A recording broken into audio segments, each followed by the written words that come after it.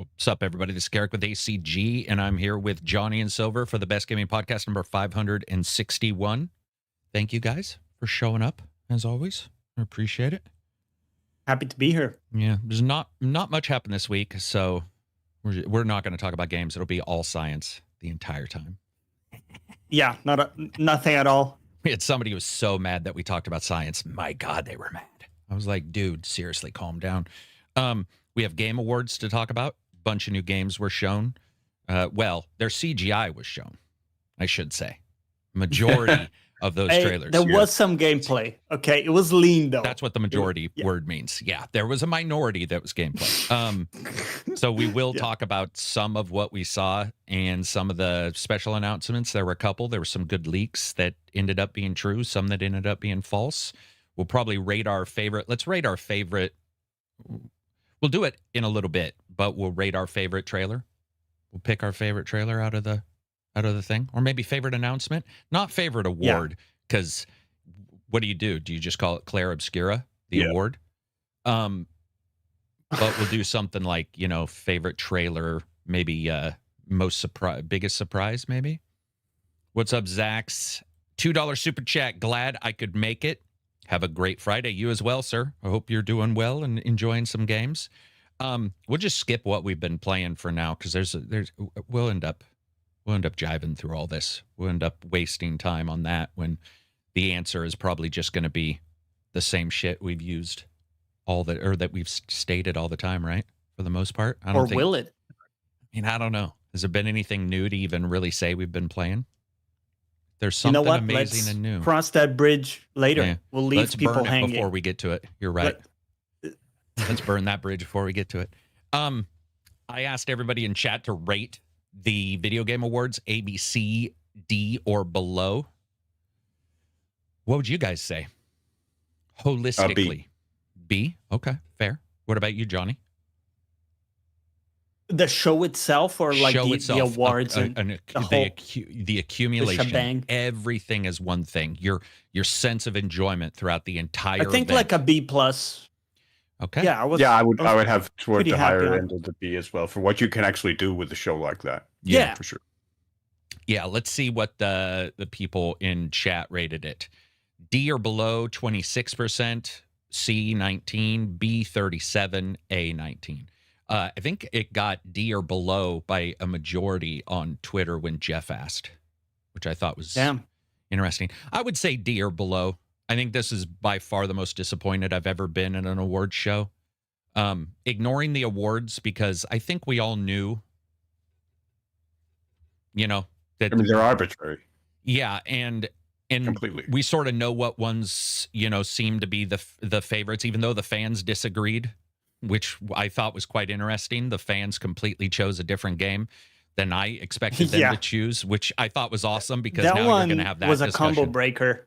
It was, but it made sense, right? A service game with a shit ton of players, and they can all vote, and despite people probably not wanting them to be able to vote, it doesn't make any sense to say that. You don't just get to arbitrarily choose. So you can bet your ass they had events going, like you get free gacha rolls if you go and vote for us. Yeah, dude. I don't know if that's okay, because like even with YouTube, I have to watch out when I say we give stuff to subscribers. Yeah, there's these rules you have to, like those guys play by different rules. Man. Those guys, maybe so. Yeah, they're big enough where they're like, you really want us to not be there from now on? I don't know. But Roblox, if they did, it would have probably won. But yeah, I was surprised about the game's choice. No kidding.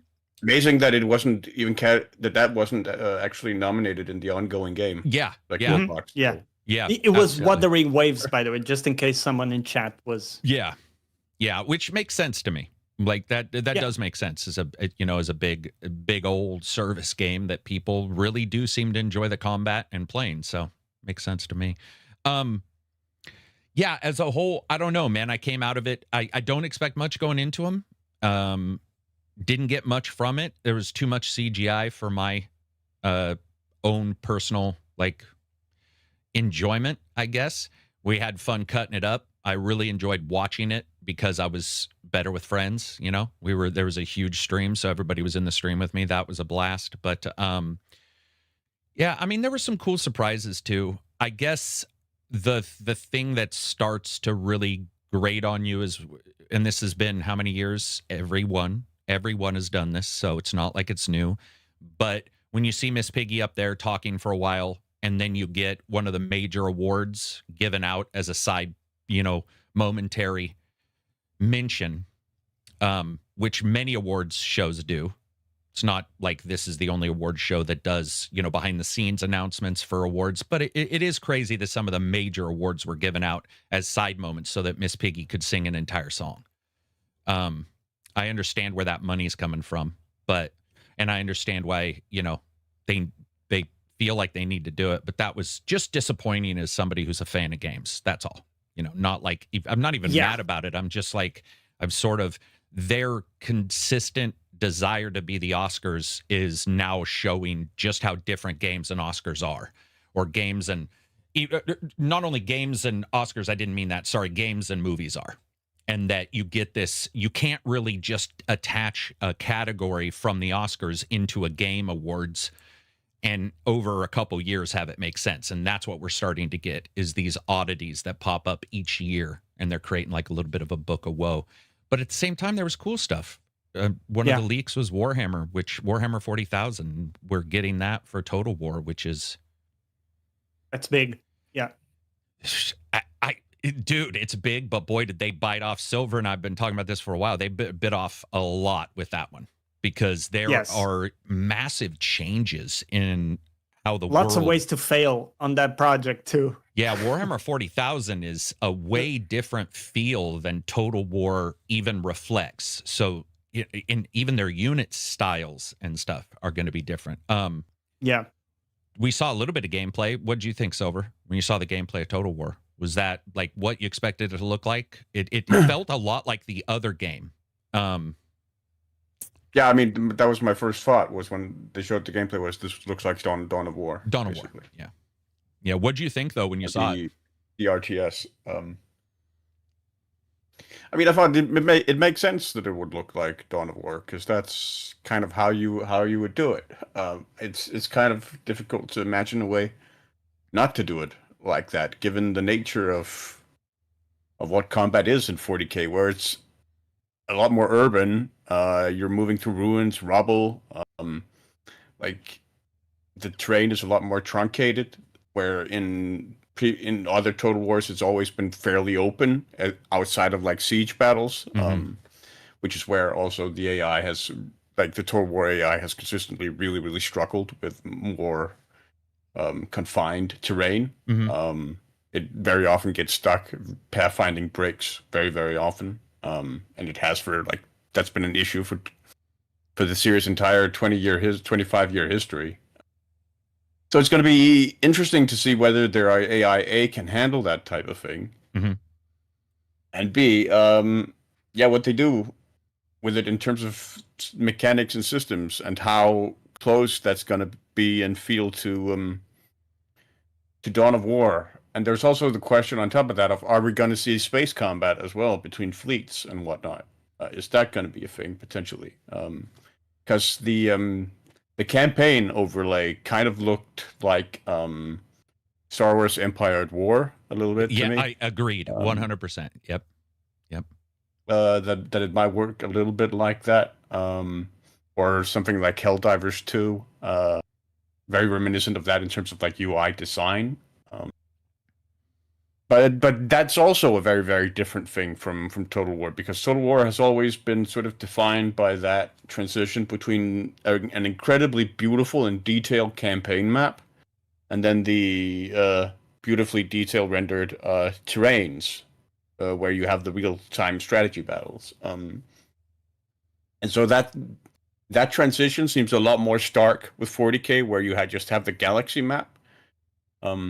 And where you don't really have like beautiful mountain passes or mountain ranges, deserts, and all these different biomes that you're moving through and conquering or whatnot. So that seems a lot starker. So I think there are a lot of issues there with what Total War's identity has consistently been that doesn't necessarily fit into the 40K mold for me, but again, it's a transition that potentially makes sense, and Total War can be a lot of different things. And maybe it's transitioning into becoming something new and different. Yeah, and like you and I talked about the diplomacy. The diplomacy is another thing. How diplomacy has been. I mean, I wouldn't say it's necessarily been a huge aspect of Total War because it hasn't necessarily. It has been in the last few years. It was enormously huge in Three Kingdoms, but it is pretty decent in Total War Warhammer. In 3 in particular, 3 really sort of elevated diplomacy in comparison to the other two. So, but in 40K, it's virtually non-existent as a thing. Like trade deals and whatnot with other factions isn't the thing that's very prevalent there. Yeah. Not too practical, maybe to try to strike. That is potentially certainly another issue with that transition to the Total War formula, for sure. But I mean, it's a huge property. It's going to bring a lot of eyes. To Total War. And it's going to bring a lot of interest. Like I was watching, it's funny because I was watching. I've been on the Total War Reddit for over a decade, and it was funny watching up until the E3 where people were going, "Oh, this place is going to get like goodbye, everybody. This place is going to get completely overrun. We're never going to see anybody post about a historical game again because it had already been an issue since the release of Warhammer, where Warhammer posts with a majority of the posts on the Reddit." Where historical players struggle to find historical threats, and that's going to be an even bigger issue going forward. Yeah, that's true. I hadn't thought about that. What do you think, Johnny? Or I mean, do you even care? Do you do these games? Do you have more interest now? Less? A little bit. I've had a hard time getting into them. I've tried a few over the years, but I think this has really good chance of me getting into it. Because I like 40K, I like those units and everything, and I've played a lot of Space Marine 2. Would be cool to explore that. I think that's a much easier gateway for me than the current Warhammer setting. That's fair for sure. Yeah, more sci-fi and all that. Yeah, I just want to say, I'm a Warhammer 40,000 fan, so I'll definitely check it out. I would agree with Silver that I want to see how the translation happens between not only diplomacy, but especially when diplomacy in Warhammer is shooting somebody in the face, and that's the handshake. So it's a very odd, but I think their timing might be great if Cavill can get his Warhammer Amazon TV show out, because I think we've seen Fallout explode Fallout 4 and 3 when Fallout 70 and Fallout 76. If you guys remember, those games became like top sellers on Steam because of the show. So if Cavill can get his show out and these guys can time it within a year, it would be even better if it was, within 6 months, 8 months of the release of the show, and prior would be best rather than after. That could be a massive boon, because every company, we talked about this years ago before we even had this podcast really named, that every company was looking for the multimedia. Whatever it may be. Quantum Break tried it with TV shows. Everybody's been trying it. And what we found now is instead of planning around it, it's like just luck of if it happens. It's, we like saw the planets aligning. You don't need to make a new Fallout if the Fallout show is good. And so I think what we're seeing is shows. The old games. Yeah, the old games are what exploded. Pop. Yeah, I mean, we saw with Daredevil too. Sure. Yeah. But I mean, like, there wasn't a new Fallout 76 thing necessary. It was more like, hey, this is just interesting. People just want to experience this. Devil May Cry got it with the anime adaptation. Yeah, like for a while, I think it was the remaster bundle was one of the most sold things on Steam for a while. So we've seen it consistently. You can also point out that the inverse has kind of been true for Games Workshop, where video games have really driven a lot of their popularities. Where when the original Dawn of War launched from Relic, that was huge for 40K. Yeah. Oh, okay. That did so much to boost the popularity of the of the tabletop game, and to bring in new players and introduce new players to that tabletop game. That's also why Games Workshop actually made the Blood Ravens like an official chapter and everything, and made them like lore specific canon. And then the same thing kind of happened with Warhammer Fantasy, with Total War Warhammer, the first one, where along with Vermintide, they were sort of part of rebreathing popularity into the Warhammer Fantasy setting, even though it had ended with the end times, and Games Workshop had killed the setting. But Total War Warhammer became so popular that Games Workshop basically said, okay, there is actually an audience here, and they created the Old World tabletop, which is now part of their product line. So that kind of made them go back to the drawing board and say, okay, we can actually relaunch this and do something here because of the popularity of the games. I think also so it'd be interesting to see if Total War 40K has a similar impact on the 40K tabletop. I think sorry. No, go for it. I mean, we can already see that Space Marine did that basically with Titus, where Titus is now everywhere. Yeah. In 40K lore, official 40K tabletop lore. The default Space Marine popularity. Example. Yeah. I was just going to say that I think that definitely when you look at it, the old games mimicked the tabletops so, and we're not talking about RPGs, we're talking about the tabletops, mimicked the tabletops so completely that they just didn't grow too much. And then when you do end up getting the games that sort of change it up a little bit, people look at them and go, oh, that's not a war game. I don't need to be an old grognard. I don't need to wear my World War II helmet to play the video game. It's like, okay, now I can sort of see why people like Warhammer, because those old games, which I love, but I still look at them and I'm like, damn, those are crunchy. I like them, but they are, they didn't put a ton of money into them. And when they did, you can't get the type of money you really needed. And they picked a really good genre to sort of relaunch Warhammer. And yeah, you get the inverse. And we've got that a couple times where the game has caused the show or the show, like that kind of thing. We also saw failures like in Halo, where you see something that sort of helps mire that brand in even more of the mediocrity, where people are like, oh man, this is having issues, where you see these other ones. Yeah, it's cool to see, man. I definitely agree that the translation between the overworld map and where you're fighting, how that's going to work out as being incredibly difficult, and for sure the most difficult thing, way more difficult than Warhammer was for them to do. But probably the right company to do it. And I'm sure they've been for 20 years. Well, not 20, whenever they first started. I'm sure they, somebody was always back there making notes. Like, how would we do if we did 40K? How would we do that? Because you know how it is. We all do that. Any project we do, you take a little mental note and go, can I use this on my next project? And they did. Certainly. Like they had their own event like a week ago, their 25-year anniversary event, where they did show their new engine that they've developed in-house, the War World, I think it's called, or something. War World? Yeah, I think it's War something or other. But that it has the potential to have like destructible environments and whatnot. Cool. That'd be awesome. I mean, and it makes sense, right?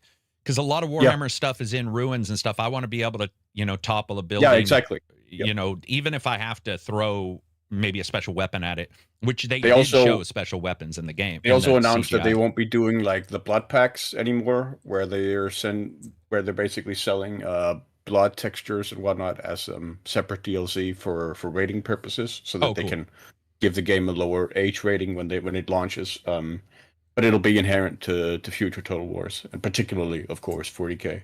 Yeah, it's nice to see, man, because I've lived through their shit games, and they've had a lot. I've lived through Games Workshop just paying any Tom, Dick, and Harry to make some shit games. And so to see them turn that around and actually cultivate that and go, Vermintide, I think, started it. I mean, without Vermintide, we wouldn't have Darktide, obviously. And I know that Darktide definitely has its issues. Vermintide's had its issues, but both of those mean a first-person fan can play the world. Now you have Space Marine, third-person fan can play the world. And you have RTSs. RTS fan can play, you know what I mean? And then turn-based. Yeah. So it's like when you look at it, it's taken them forever. But I think also Games Workshop, they're still pretty anti-competitor in some of their stuff, but I do think a lot of it also has to go with a little bit of goodwill that they bought from us, like me as a gamer, when they went away from some of the control that they would put over like games, Oh, D&D they still have stores. that in abundance. They do, for but sure. it's nowhere near what it was. Because what it was is if you even had a figure next to theirs, your store lost all Games Workshop titles instantly. They were picked up, they were removed from your store. And so there's been a little bit of goodwill that I think they bought. And then it helps that like Cavill, you cannot, I'm sorry, if you are popular, you do not need to go look for clients. That's like one of the things you always hear people say. Cavill did a really good job selling Warhammer. Dude, how many times, even in our own Discord, where somebody's like, Cavill plays this Warhammer game. Is that the Warhammer game that you guys are talking about? I'm like, yeah. And they're like, oh, well, I'll check it out. You're like, dude, that's why people put Keanu Reeves in Cyberpunk.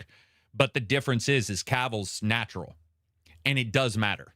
It really does matter that a person organically likes something. And when they say they organically like something, Terry Crews had it pop up. PC saw a bump when Terry Crews was talking about building a PC. Because at the time he was in Brooklyn Nine-Nine, super popular show. He's like, yeah, build PCs. And people were like, wait, this guy's doing that? And, you watch him. So, yeah, it's exciting stuff. Moving on from Warhammer, Control 2, or not Control 2, need to be clear. But the Control 1.5, that one definitely, I don't know. Yeah, that one, especially with the lack of mystery that up close sort of causes, as you see with like GTA going to having a first person mode, and it definitely changes the entire way the game plays or feels. This one will be a transforming weapon that's up close versus a transforming gun. What I saw was like interesting because I like Control, but it was pretty disappointing for me because I do want a Control 2, a full, where it's a continuation of, and also the mystery of the building, the impossible geometries were great. I do understand why people say they want to investigate the city, but I'm always a big fan of mysterious things happening and you trying to stop the world from knowing. So the idea that now it's out in the world and you have people just hanging from the sky, I'm like, all right, well, that changes tonally everything from start to finish. So, but again, who knows? Like it could turn out absolutely awesome. It was just not what I expected, which was probably, I would say the biggest disappointment for me was probably that, because I had heard that that's what was happening and sort of whitewashed my memory. I was like, I don't think that'll happen. It seems like it's going against type. But as somebody told me last night who sort of works in games, they were like, you probably could have seen this coming if you look at how much they're aiming at the current market and popularity and sort of following the trends with Firebreak or Firewatch or whatever that game was. Firebreak, the service game. Firebreak.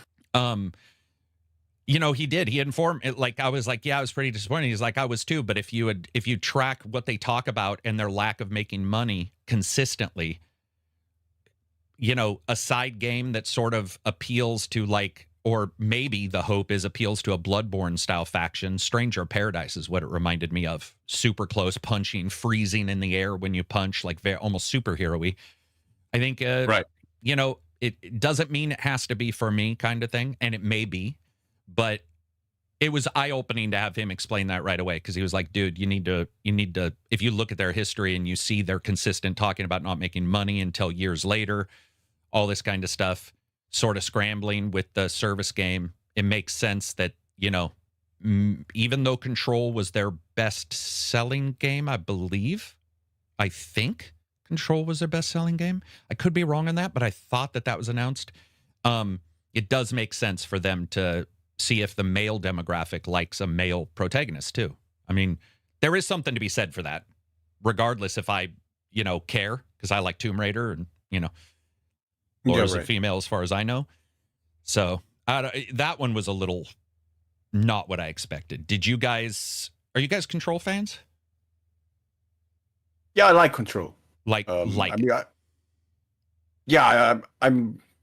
intrigued by the lore. I'm not as invested into it as you are, but I have positive impressions and opinions about it. I'm interested in it, and I'm interested in Resonant as well on that basis. I mean, it looks very, very different.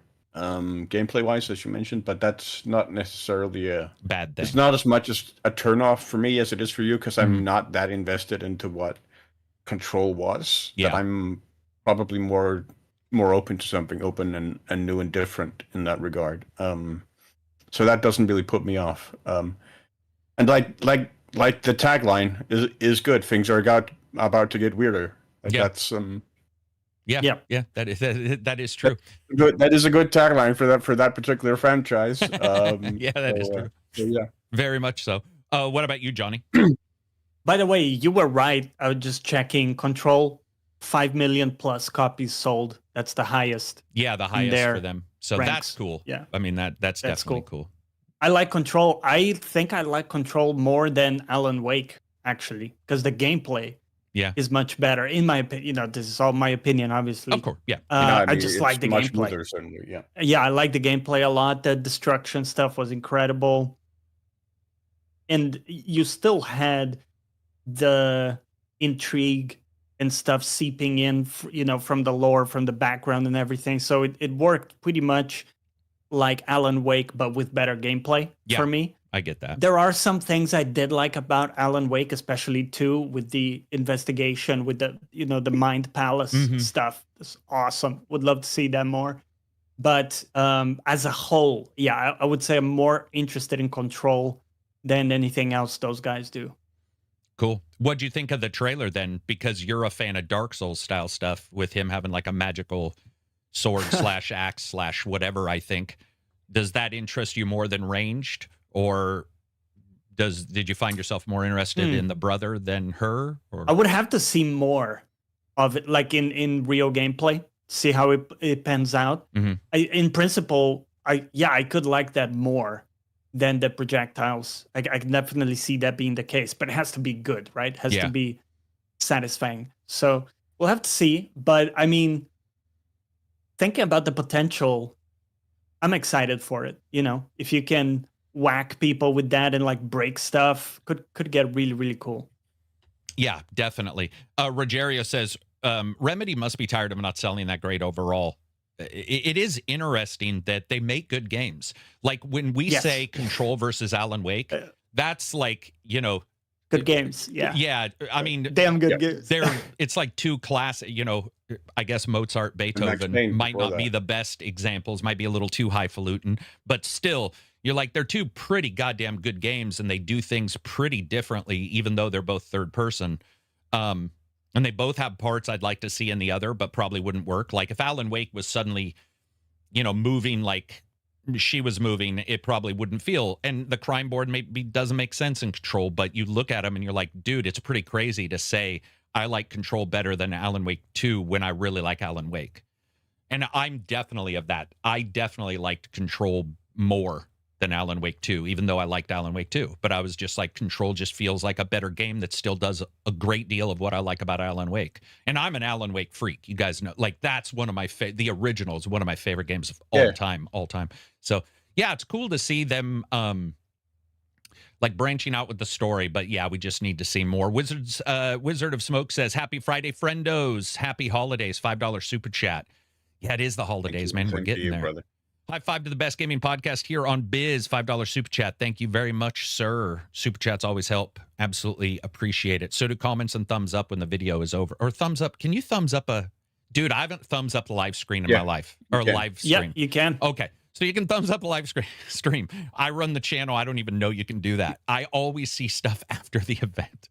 And I'm always watching with the HUD off, or like the UI for YouTube, everything minimized. So all I see is the screen. So I just had no clue. So that was very cool. I also, let's see, what else? What was the game with the two mum protagonists that you were so excited for, Silver? What was that game called? Oh, they weren't. Well, they didn't have mouths at the starting. Out of words. Out of words. Yeah, so you said that's been going on for a long time or something? Yeah, it's from a Danish, it's a very small Danish indie studio. It's it's a passion project. Classic stop motion, handmade, frame by frame, like handmade, terrain and everything. That I've watched the development of over the course of like I don't know, like 6, 8 years, maybe. Like intermittently over the years. Like there have been like reports and like small documentaries from them and stuff like that. So it's really, really exciting to see the fact that it's actually reaching the finish line next year, Mm. and we're actually getting a full game finally.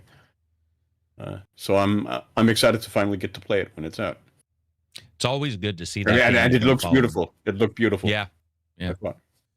Oh, I was also really excited that Midnight Walk won one of the awards against a bunch of like heavy contenders. I think it was just VR titles, but it was up against Alien, which is pretty crazy. Yeah. Alien is, I mean, you know, massive IP, and so to see that game win was like, damn, that's cool. Because that game, I didn't get a chance to review it nor play it, but I haven't been that excited for a VR title in a long time. It just passed me by, but I definitely want to go.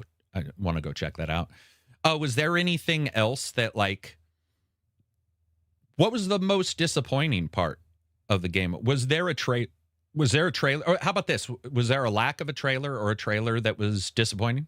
Didn't hit for you guys? If you don't say, if you don't track that stuff, it's fine. Maybe Legacy of the Tomb Raider looked a little too much like Tomb Raider Anniversary to me. The cartoony one, the remake. Yeah, I know what you're talking about. Legacy of Atlantis. Yeah. Legacy of Atlantis. Which is basically the remake of the original Tomb Raider, and Tomb Raider Anniversary, of course, was the remake of the first Tomb Raider. And that game basically just ported the mechanics from Tomb Raider Legends over to make Tomb Raider. Modernized it, basically. Yeah, to modernize it to that. And I think that game actually still feels pretty fun to play, Tomb Raider Anniversary. So yeah, it basically just looked like that to me. And I thought this, you know, a second remake of the same game. It's remake. Yeah. And that's what it felt like to me. It felt really, really derivative. I would agree with that. I was excited to see the new one. Though. Yeah, so was I, because that's like that felt a little bit like the transition between the new Lara we've had to maybe to old Lara. Yeah, I'm excited, dude.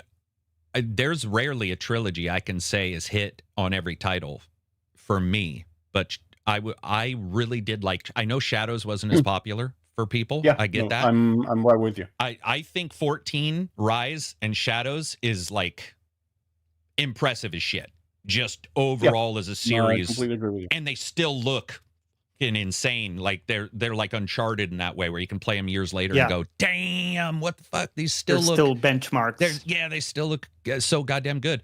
But I would agree, the Anniversary one, I'm happy to see it because I didn't do the Anniversary one. So whatever this is called, I can't. The Legacy of Atlantis. And there's a whole new generation that hasn't. So. And there's a whole new gen that hasn't. Yeah, the cartoony thing though, it just wasn't as eye catching as all. So I have to see it in.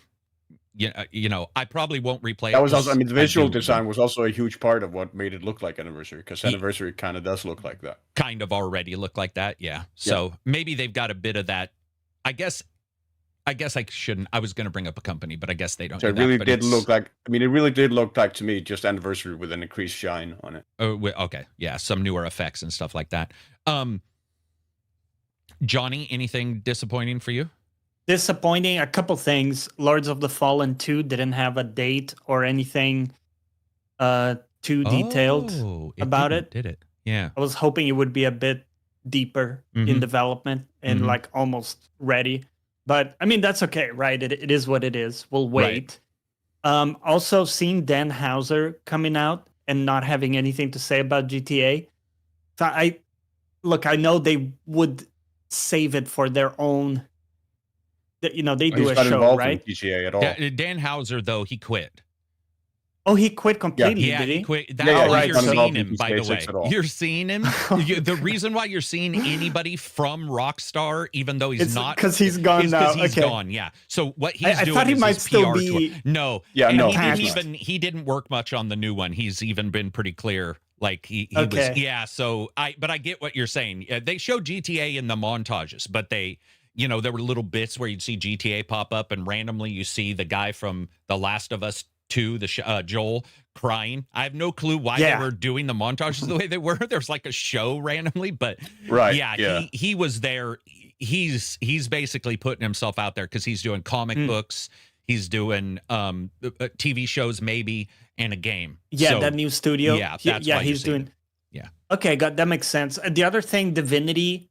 I'm so excited. I mean, I've loved a lot of the Divinity games from maybe the very first one. I'm not sure if it was like Divine Divinity. Divine Divinity, you know, the really old one, is one of my favorite games of all time. Yeah, it is. And then I finished 2, Divine Original Sin 2. Loved it too. So super excited to see another Divinity game, but we didn't see anything. So.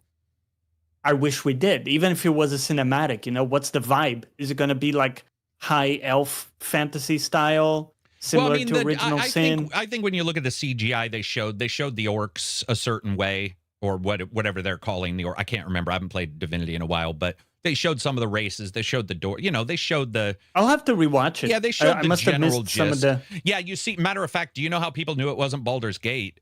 I mean, we all knew it wasn't Baldur's Gate. They were pretty clear about that, even though they lied about they were doing this. But is because races look slightly different in each game. Sort of like, you know, in Skyrim, their goblins look different than goblins you might see in a fifth edition D&D. So, but I liked the gore that they showed in that trailer. You know, with the guy burning up. I thought that was it's coming back to me. Okay, the whole burning and stuff. Yeah, okay, that did look cool. Yeah, they're definitely going, even the demonic, I guess, you know, gates, not sepulture, but like gate, I guess, that has a deeper twist to it and a more cosmic horror twist, I think, when you look at it. I will say that they're intrigued by eyes, and you can tell whether it be the beholder, maybe because of Baldur's Gate, whatever. So there's a certain, not generic, there's a certain Baldur's Gate look to this one that I don't think Divinity and Baldur's Gate shared as much. And I want to see how Divinity, I guess we'll call it Original Sin 3, sort of translates artistically, like what they changed. But I think it's just going to look like Baldur's Gate, you know, in your gameplay, and then be all of the stuff that they love to mess around with Divinity. And I'm excited for that, you know. They did show... Yeah, they showed a couple things in the CGI, but yeah, you're right. CGI just doesn't really work because you look at it and you're like, what's the game? What's the game? And does this dwarf look like the dwarf that I'll be seeing in the game? I just don't like CGI anymore. I just don't think. I think our games look good enough now, and I understand why they do it. I'm not saying I don't. I understand. Yeah. But I would like to see it too. That was also my issue with the Knights of the Republic announcement. Yeah, we'll talk about that too. I want to say mine, which was the last game that they showed. So here's what if I had my druthers and I ran it, I would switch and show Divinity Original Sin as the last trailer of the show. And instead they showed an Overwatch ripoff that are from devs I trust to make a good game, but that is such a streamer game. It feels like it was just made for like people to make faces into a camera while they play. And for him to be like, oh my God, you know, this is blah, blah, blah. It was a bait and switch in a bit because it was like, oh, you know, and I'm not saying you can't be excited for those games because those games have a huge place in the market. And they're super popular. But the way he was selling it sounded like a surprise new title. And then he drops Titanfall twice in the discussion. And you're like, whoa, what's happening? Like mechs. Because Titanfall, let's be honest, Titan, mech, I think, you know, shooting, sure, but I think a lot of people went into that when he was talking it up going, whoa, what are they going to do? Are they going to augment? And I got to tell you, not a single thing that they have worked on in the past looked like that. It was one of the ones where, because of all the name dropping, I just thought of those things. And then you see Valorant Part 4 or whatever, and you're like, whoa, that's not what so that was a real drop in like expectations for what he was saying. And again, I understand where he's coming from. I understand anybody has to sell whatever it is, and he may love the game, but it just felt like a weird trailer to end the show on. Very, very odd trailer to end the show on when it comes to, I think, your hit factor. You could have ended with Star Wars being a massive think IP. so. You could have hit. Yeah. Maybe they pay different amounts of money. We know that the pay is getting insanely high to put your game in the trailers. So, we've seen 250 to over $500,000. And by the way, to tell you guys how expensive that is, in Fighting the 800-Pound Gorilla by Cliff Basinski, his book on game development and what it was like working on Gears and all that stuff, he talked about making a vertical slice. And the vertical slice wasn't much more than a single trailer at the Game Awards. And that means E3 vertical slice, to make a vertical slice now. And of course, there's inflation, but still, that goes to show you how expensive to get yourself into the Game Awards is. Right. And versus in the old days with E3. But that would be my most disappointing. Like, What's your biggest positive surprise, then? Dude, I thought Lords of the Fallen 2 looked, I wasn't a huge fan of, I mean, this one that came out had a bunch of bugs, and I'm just bug anti now, so what I saw looked cool, right? I was like, oh, damn, that looks cool. A lot of the smaller games looked pretty cool. Overall, I would say probably maybe Star Wars Divinity, but just because Casey Hudson's working on it, he's also been in charge of some of the largest disasters in all of gaming. So, like, when you say, that would be like saying Jeremy's in charge of your PR. You're like, this could go one way or it could fucking go the other way. Like, so that didn't mean anything. But Star Wars, hell yeah, KOTOR, that time frame, fuck yeah, like, that's great. I think people stuck on that it was a female with a certain color lightsaber, and I was like, this is a CGI, guys. I don't know if I would worry about making a character or what. Like, I wouldn't worry too much about that until we see more of it. But I would say Star Wars was a big deal. It wasn't like where I was like, oh my God, this is awesome. It's where I feel like it's time. I feel like a lot of what they showed was like Warhammer Total War, even though you and I have been like pretty negative towards not negative towards it, but like very cynical towards, can you adjust it? And that it's a huge bite. Star Wars and Total War, to me, it's time. I feel like probably how Bloodborne fans would feel if they announced Bloodborne 2, where you're like, it's time. That it is a good time to do that. I feel similarly about the other Star Wars game, because that was my biggest Pod surprise, Racer, Star Wars Racer, or Star Wars Galactic Racer. Yeah. I admit I got more excited when they showed speeder bikes, because the pod racers I could deal. I can, dude, they're just not for me. But when they showed speeder bikes, I get it. But that had, like, the pod racers just has it. Firstly, it evokes like playing Episode 1 Racer in the arcade. Right. Yeah. Secondly, it evokes F-Zero Wipeout. Yep. Good old days. And seeing that on like a AAA level, right? Yeah, exciting. Yeah. That's the thing, is like, even though ultimately I was like, totally, I see Star Wars, for instance, getting out of the KOTOR remake. A remake, I get it. I love KOTOR, but it doesn't excite me as much as, it's not that it's a new game. You're right. It is that it's a new game, but it's also just, it doesn't have Aspire working on it. It doesn't have these negatives. It's, or already. And so therefore I can look forward to it and say, okay, this is maybe a fresh start for Star Wars, because I feel like the shows have trumped, we were talking about this earlier, shows and games. The shows have, even there's been some bad ones, I still think technically I like a lot of the shows more than a lot of Star Wars games I get. A lot of Star Wars games, Squadrons was great, but I haven't really been a big Star Wars game fan in a while. Shadows of the Empire, the RTS, was like, what, a decade and a half ago or whatever? I don't know, but and I like that one.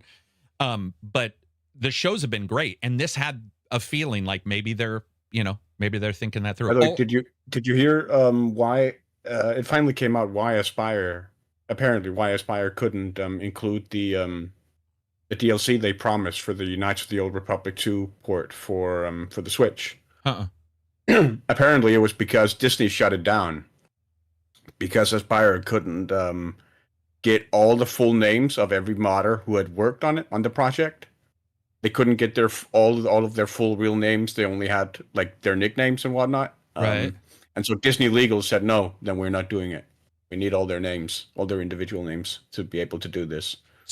So can I say that sucks, but is also awesome because you do want to thank the modders for doing it? Does that make sense? Okay.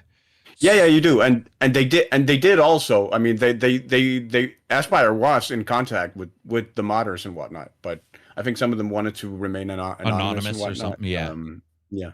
And they weren't accepting their nicknames or whatever is what you're saying. So like if exactly. like they wouldn't accept Carrick versus Jeremy. I see. Damn, that's too bad. That's okay. Well, again, I think everybody talks about giving the proper props. There you go. But that also indicates how that can turn around and possibly burn you in the end. I was not not aware of that. Also, Exodus. I'm doing a preview on Exodus and Expanse and a couple others. I would say Exodus, I'm excited for as well. That was a pretty good trailer. Pretty far out, 2027. Phantom Blade Zero is way farther out than I thought it was because there's been at least 2 or 3 events where you could go play that. That's not till September of next year, which I'm assuming is to skip GTA. I'm assuming. I could be wrong on that. It just seems like that's farther out than I never expected to see September for that game. I expected to see February or March. Go ahead. I mean, it is also just it's the good old launch window, fall. Yeah, right. Sure. It's the de facto. This sort of has a tiny bit of success, already built into it, or a higher chance of success maybe would be a good way of saying it. Yeah, true. Yeah, but it is interesting, right? Because I think previews are coming up for there's Phantom already been Zero. streams. There's already been a giant event that they showed full press coverage for. I was, and then nothing for Crimson Desert, which was which was interesting. It's probably because it cost a bunch, and they're like, hey, we're making the game. And maybe we're close. I don't know their release date, but maybe they're, they're like closer, and they were, why do it? I don't know. Yeah. Could be. But Phantom Blade Zero looks fun as hell. It's not a Dark Souls, which I think is great. It's not even a Black Myth. It's easier than that. It's more of a Devil May Cry or something to that effect, hack and slasher with combo game. Yeah. Maybe a Stellar Blade, because I felt Stellar Blade was still a pretty big step down in difficulty from Black Myth. It was like somewhere between the Souls with like. Yep. Yeah. Yep. And I like that. I like the idea of everybody jumping in. So there were some good ones for sure. And Pod Racer built on me after a little while. Again, speeder bikes. What were you going to say, Johnny? Yeah. No, I'm excited for that one too. I played the old one. The one called No Law by the Ascent devs. Yeah, that one looked really good as well. I like that. I thought that could be a super cool premise for a game. Without seeing more, hard to tell, but that definitely got me excited. There were aspects of the stealth that looked interesting to me, but there were also, it looked very, very vertical slice. Very much. Sure. Yeah. That's why, by the way, it did not. I'm a huge Ascent fan. I fucking adore that game.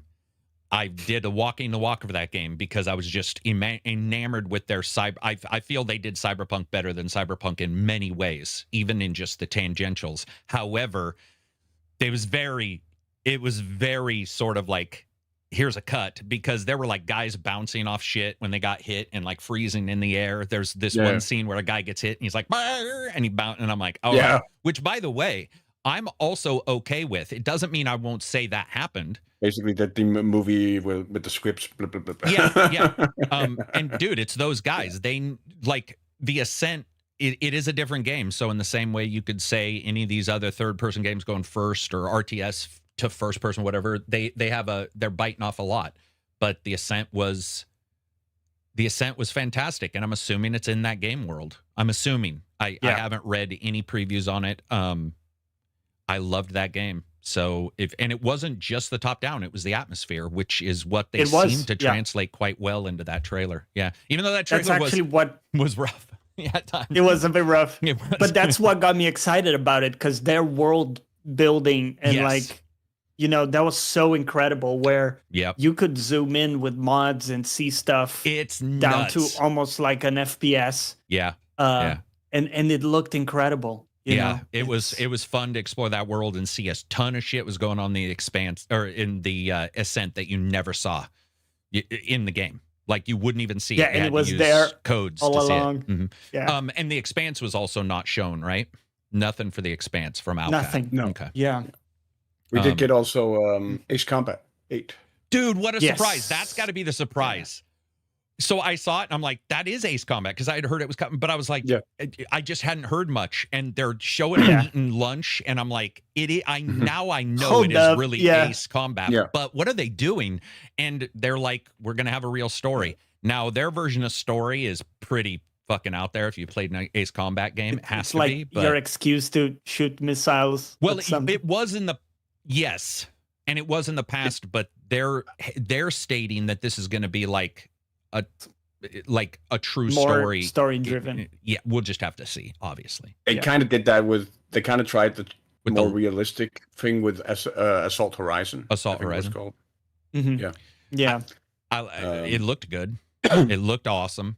You Yeah, know, man. it looked like exactly Ace Combat's looked awesome since the I PS3. actually really enjoyed the story of 6 Ace Combat 6. Is that the one that also had the VR that I played? I can't remember if that was 6 No, or 5. no, that's 7. That's or 7. Okay, 7. So, didn't know it was the 6 was Ascent on the disc. Yeah. 360, PS3. Dude, they've looked good forever. Yeah. I guess it shows if you only have one character on screen and Sky, You you can can do a lot. probably do a lot. Yeah. Even the VR, I played the old ass PSVR shit VR headset on the PlayStation 4 when it first came out, and I was playing Ace, and I was like, it looked like Vaseline and really bad herpes in your eyes, but I was like, dude, this is pretty goddamn fun. So What 6 did that I found really interesting was that it basically, in between the missions, it told vignettes. So it told stories about from the perspective of people, like civilians or soldiers on the ground. Yep. So it didn't really tell the story of your pilot. it It showed told the the story impact of of like, war the context on those people. on those people and on the countries that were engaged in conflict and whatnot. Maybe it'll do that I with thought this. that was a really, really interesting thing to choose to do. Yeah, maybe it'll do that with this. Maybe it'll have the Ukraine style, where they're going to try to show, the effect. They also showed him a lot, or not him, but from the aspect of being on an aircraft carrier, but who knows what exactly they'll show. They also showed him still shooting down bombers that were apparently either propeller or really slow. And he's just, the boss characters. But I'm like, dude, that's why Ace Combat feels good, is because it's not always juking. Sometimes it's like lining up the shots. They do a good job. I'm excited. And his name is Rex. If you didn't pick it up the 11 times they mention it in the trailer, Rex is his call sign. Checkmate, $5 CA super chat. Shout out to my favorite podcast. What did you guys think of Lords of the Fallen 2 gameplay? This is one of the most anticipated games. 2023 looks rad, and they stepped up with Unreal 5.6. Yeah, we talked about that a second ago. I think overall it looked good. Somebody was saying they mixed in the update. I am talking just about Lords of the Fallen 2. Everything I've seen from that game looks good. I think they've learned from the original and the redo, and I'm pretty excited for that. Not excited in super, but because it is a Dark Souls style, but it would be definitely cool excited. if they have the co-op day one for that one, because in this update that they talked about for the current one, where you have seamless co-op plus like a veteran mode and different things like that, if you had some of those things day one, I could see a lot more interest. Yeah, because if you say, we're pretty much the only Souls game that has like full-on seamless co-op, to me that's a game seller. Yeah, right there for some people.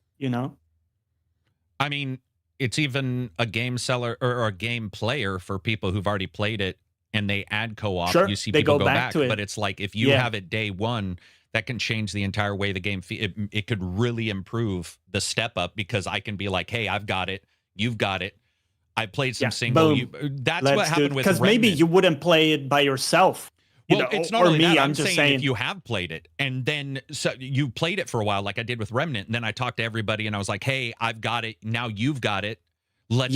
So I get to experience a longer tail, or you get to, because you played, and then somebody says I'm playing. Space Marine was the same way. We were doing solo and because you were able to Definitely, just do yeah. it. And I think Nike had it right. Just do it. Like that kind of Just do stuff. it. If you want to do a difficulty in a patch, whatever. But I think if it's a core mode where like a whole other person is going to be there, it'd be great if that was day one. That just feels Yeah, like a thing. agreed. Just have that ready, and we can go from there. It would be better, I think, for everybody involved. But it's a bugging nightmare, right? Or debugging nightmare to have a co-op. We saw that in Warhammer, where we'd be playing and like, weird shit would happen in Warhammer. You'd be like, what's going on right now? So, it's definitely difficult. Speaking of Warhammer, they showed Toxic Commando. I said, speaking of Warhammer, what I meant to say, sorry, was speaking of World War Z, and like jumping into their games, because Warhammer is the same company. They did Toxic Commando. Zombies shooting. It's like World War Z, but I got to admit, I'm sort of excited for it. I like John Carpenter. Toxic Commando, I don't know much about. That was before my time, but they do pretty good in their co-op games. Generally, Yeah, they do pretty good. They also had in World War Z good enough AI to heal me, which weirdly enough, you would think that would be the first thing they work on. But how many games have we played where you've got two people on your side and two bots, and the bots are like, they're shooting, let's say, but they never heal or whatever, or they run past you and you're like, dude, could you heal me right Or now? they use the heal when you've only lost 5 hit points. Or you lost 5 hit points and they're like, I'm going to heal you up. And you're like, dude, what are you doing, man? Like, that's a 50%. You're like, what the fuck? I wish gambits could be turned on in those games.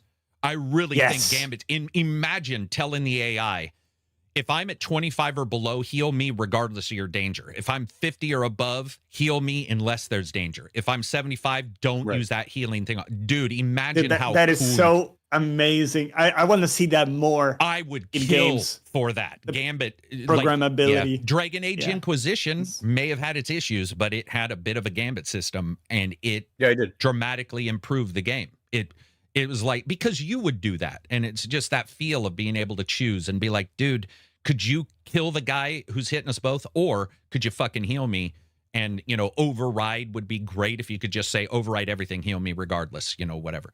I wonder if the increase, this is T-Monk98 says, I wonder if the increased price of time slots for TGA had caused more devs to opt out of showing off their games. Yeah, that was announced. There were some tweets about a week ago that were stating very clearly, not only did some people not show games, some people didn't go to the Game Awards because it's too expensive to go to. Which is fair. Yeah, it's fair. It's expensive. It's expensive. I mean, that's... It's also, it's also worth noting that it's very English focused, of course. Very much so. So, it's really only English language games that are shown and put up for the categories. Yeah, because Where Winds Meet, it might have came after. I don't know if that was on a free-to-play. I don't think that was on any awards lists, and that game is done phenomenally well. But it's still in English. It's English translation, so I guess you could still say. Let's see. Star Wars, real quick. No. We already said the thing about the character creator, because I saw that pop up and people were stressed about character creation. I'm like, don't worry. Remember that there's also another Jedi Fallen Order game coming out. It's not called Jedi Fallen Order, but there's another in that series coming out. Stig left, or whatever his name left. But yeah, so there's another in that trilogy. Interesting. Okay. So this one presumably would be a different flavor. Yeah, this one, of the Old if it's Republic. Casey Hudson, consider it to probably be like Exodus and Mass Effect, where it's going to be that kind of RPG type of thing, possibly third person. And then the Survivor Fallen Order one will be the Dark Souls continuation of like resurrecting, stormtroopers and shit from the dust. If they said they were done with that, because, the main producer I wish they were. Even as a Souls fan, I just don't. Dude, if they said tomorrow, the one change we're making is we're going to have checkpoints, but we're getting rid of like no respawning. Bonfires. I would be like, my interest would, because it's pretty zero, but let's say it's 0.1, because the multiplication by 0 is still 0. But if it's 0.1, it would be 1,000 times higher if they dropped that, because I think it just fits the universe better to not have respawning. It just doesn't work so the well. respawning just doesn't work narratively. Yeah. So that'll be exciting. It'll probably be at the Game Fest or something. I would have said Summer Games Fest is where we'll see that. And then what other ones? They showed some smaller ones. They showed the music game made by. It was, I think, the second trailer shown. Do you know? You have your list, Johnny. What was that game called? It looked like R-Type and like Neon Tempest mixed together. Struggling it was like, to find it. I think it was like it was by the Beat Saber guy, maybe. Or am I wrong on who made it? It was somebody who had done like a musical game prior. But they showed that. That looked, you know, I mean, I like flashing neon shit. So you can like input any song, right? I think that was don't. I don't know. I did not pick up on that. I just picked up on how it looked because I had the audio off at that time of the stream. So I just got to see how it looked. I think they said it was by the creator of Audio Surf, which is a game like that where you plug in any song and it will go, you know, on that. Yeah, you're right. Thank you. Yeah, that Audio Surf. Yeah, so that'll be, I mean, I'm sort of a fan of that kind of look, so I liked what I saw graphically. I dig that sort of neon look. And then they did show, I guess, some part of the sequel from the, or not sequel, but the next game from the Returnal guys. What is that one called? It's starts called with an Saros. Saros. Yeah. That, listen, they didn't show much because they've already shown some gameplay. I'm excited as hell for that. Those guys know their shit. They know their shit. They, even if you don't like Return, it'd be really hard to look at Returnal and say it's not quality, even if you don't like I can look at it, but I also liked it. Right. I think that game was awesome. Yeah, I mean, the gameplay is so tight and sleek. It's pretty tight. Yeah. And everything. Yeah, it's awesome, man. Yeah. And then we got the game with the weird name, starts with an O, and it starts out just like Chronos in the bathysphere. It's the horror game. It was like Onos. Ostos, is that the one you mean? What is it called? I think it's Ostos is the one you mean. Ostos or something? Yeah. So that looked really good. Antos, sorry. No worries. That looked really good. I'm actually like very interested in, even though Stellan Skarsgård, it looked like Chronos got, for a moment, it looked like Chronos got some kind of remake for a second, because I was like, dude, you're coming out of a battle. What is this? Like, is this like already a remake or a remaster of Chronos? Like, what is happening? But then it switched out and started to look really cool. I actually think that game looked surprisingly awesome, actually. Terrible name. Agreed. I've already forgotten. You guys just said it. I did too. It's gone. And he said it in his osmosis or something. And then what did you guys think of Loop, the Sony service game? That one to me looked pretty generic. That was the one that looked like a Helldivers on the cheap kind of thing, I guess, in a way. Like you just running around. And I don't even remember it. Oh, okay. Yeah, I think that's kind of my impression as well. That there wasn't much memorable about it. Maybe there will be, but for now, I think it just. Well, Helldivers is popular, so expect to see, like a couple dozen games do the Helldivers thing. I mean, that's just sort of it's done. Speaking of multiplayer, I'm trying to get better at the segues. Wasn't a very good one, but Forest 3. Okay. Does it have multiplayer? Forest, but in space, they always have those games. They always. It looked creepy. There was a lot of innuendo in that trailer. It was like, I was watching it going, what is this? And then when they announced it was the Forest, I was like, that checks completely out. Is Forest 2 done? Yeah. Yeah, it was. Okay. It was fully released. Okay, gotcha. It was a solid game, for the genre, limited within. So is there Forest, Sons of the Forest, and Forest 2? Or is there Forest... Sons of the Forest is Forest 2. Okay. They just never called it Forest 2. And Understood. This one is being called Forest 3 out of nowhere, so it's a bit different. Yeah. It looked, there was some innuendo in that thing, Sci-fi forest. There was some, what looked a little bit like a penis jet and some robes. I was like, what is this? 100%. Listen, I mean, there were some parts that looked pretty cool and like really atmospheric, which is sort of what the Forest is known for. So they hit that vibe, but they also hit the H.R. Geiger vibe. Lots of tentacly. Yeah, there was some tentacle stuff. Yeah. Effort Free says I would definitely take an Outlaws sequel. Do you mean Star Wars Outlaws? Yeah, so would I. Definitely. Now that it's been patched up. I would definitely take an Outlaws sequel as well from the original LucasArts game. Yeah. Well, hey, they did the They did the remake or whatever. What was that? Was that a remake? That was a remake, right? No, they From haven't Night done Dive? any remaster or remake of the original Outlaws. What was the one that came out was- recently? Was that I thought Night Dive But that did was Outlaws. Dark Forces. That was Dark Forces. Star Didn't Wars Night Dark Dive Forces. do an Outlaws game? Man, okay. All right, gotcha. Really? Man, for some reason I thought Yeah, they sadly did an not. Outlaws game. Okay. Oregon Fresh said, dude, he was playing a PVC pipe. Oh, you're talking about Flute Guy?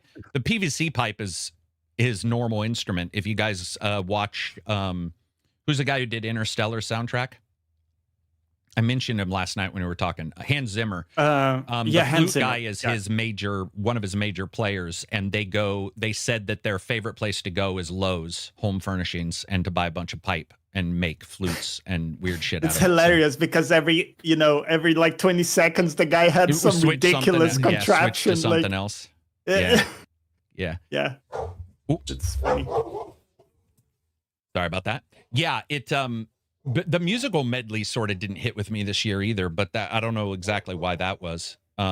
They had the two people That part was singing great. at the starting, which was like, I don't know. I yeah. don't remember that song.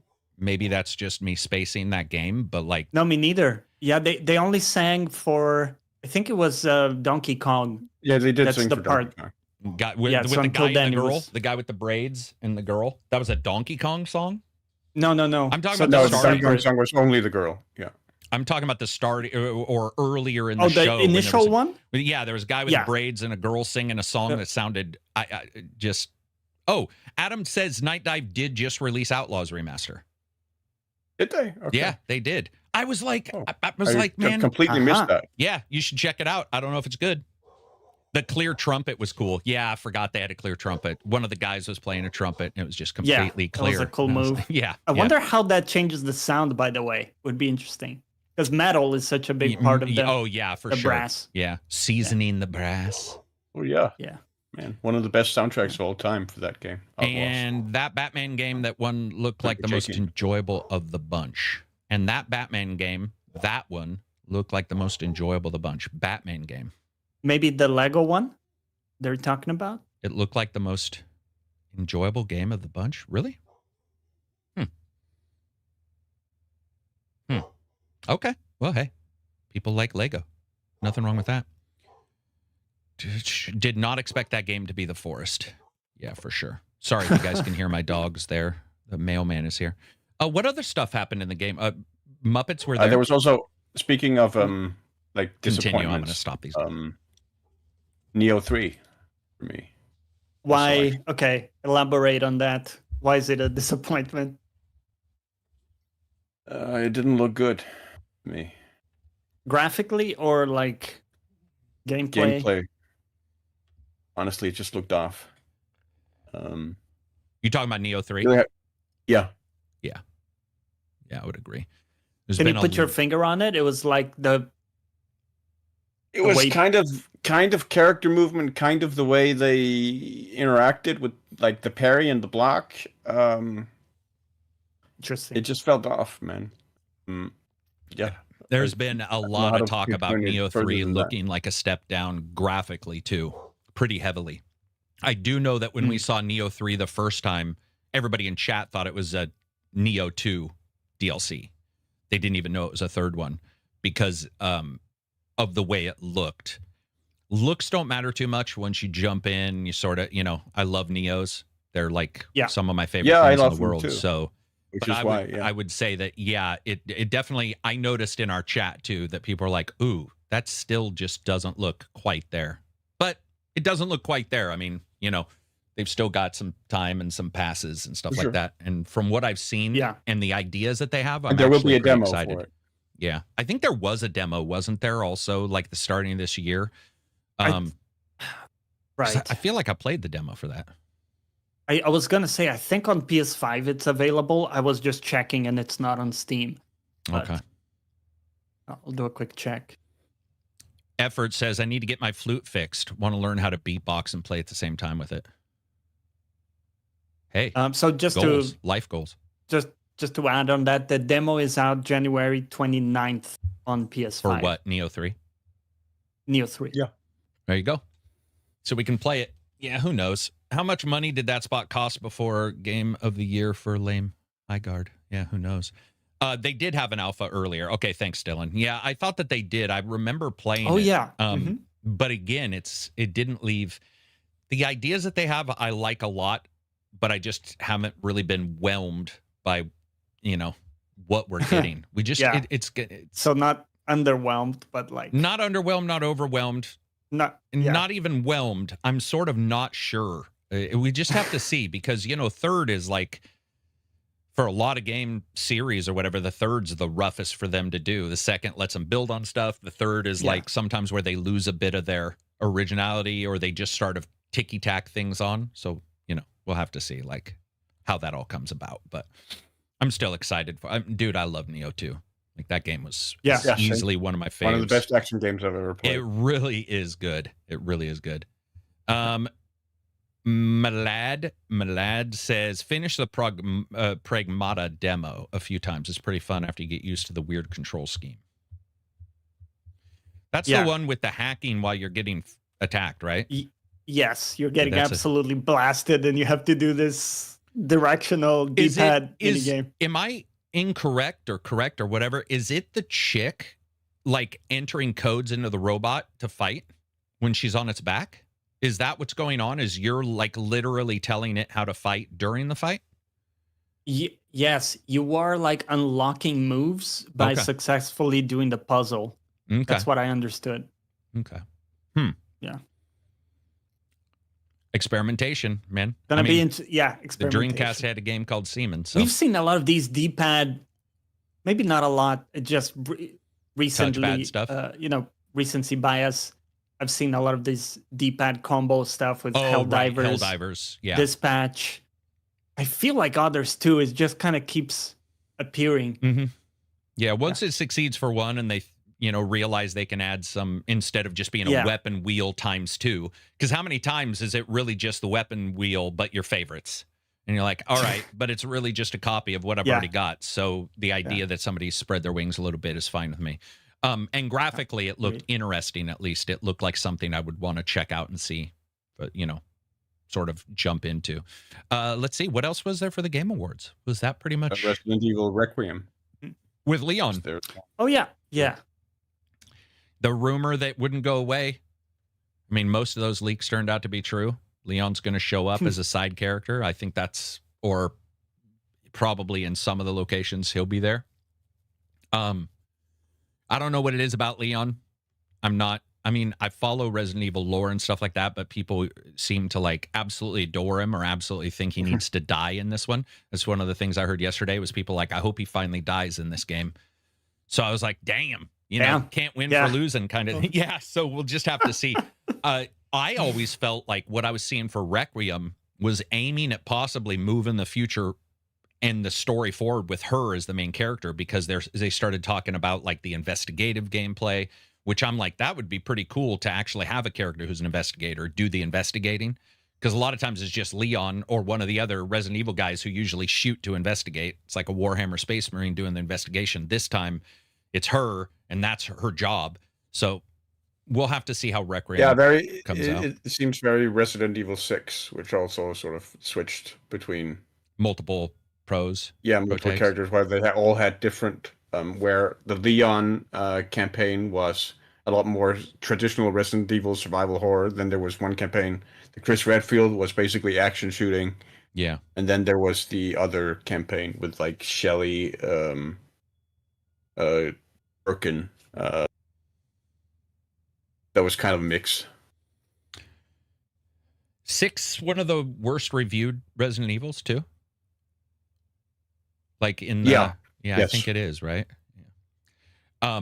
Maybe it doesn't. I don't know. Maybe I liked. The Chris Redfield action shooter campaign was pretty awful, to be honest. Was it?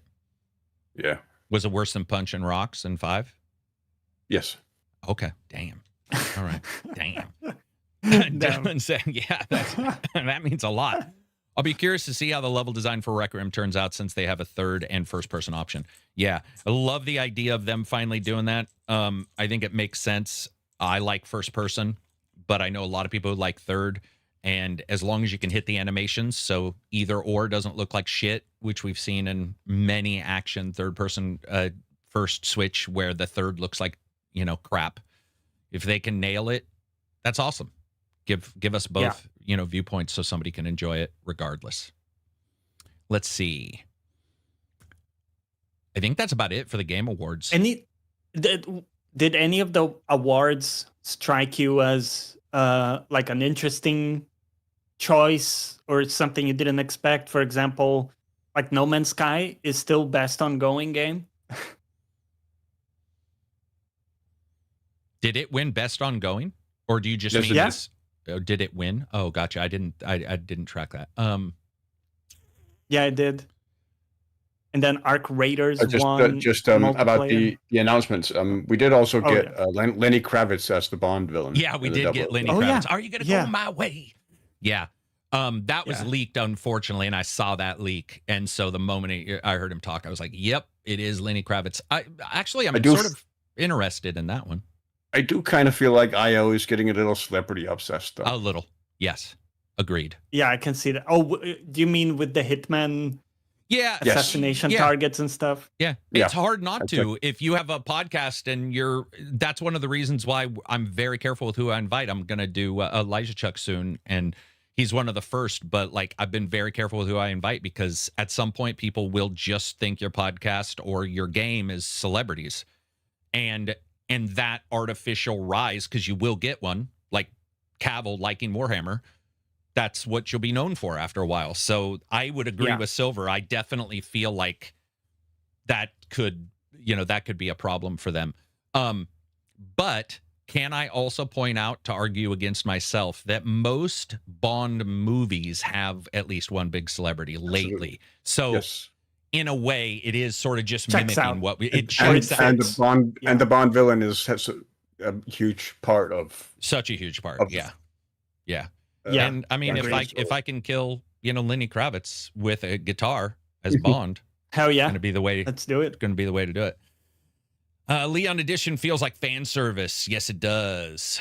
The other thing I would say, and the only surprise for me, and I think it shows the general lack of any understanding on the voting or the Game Awards, is Arc Raiders not being in the audio design category.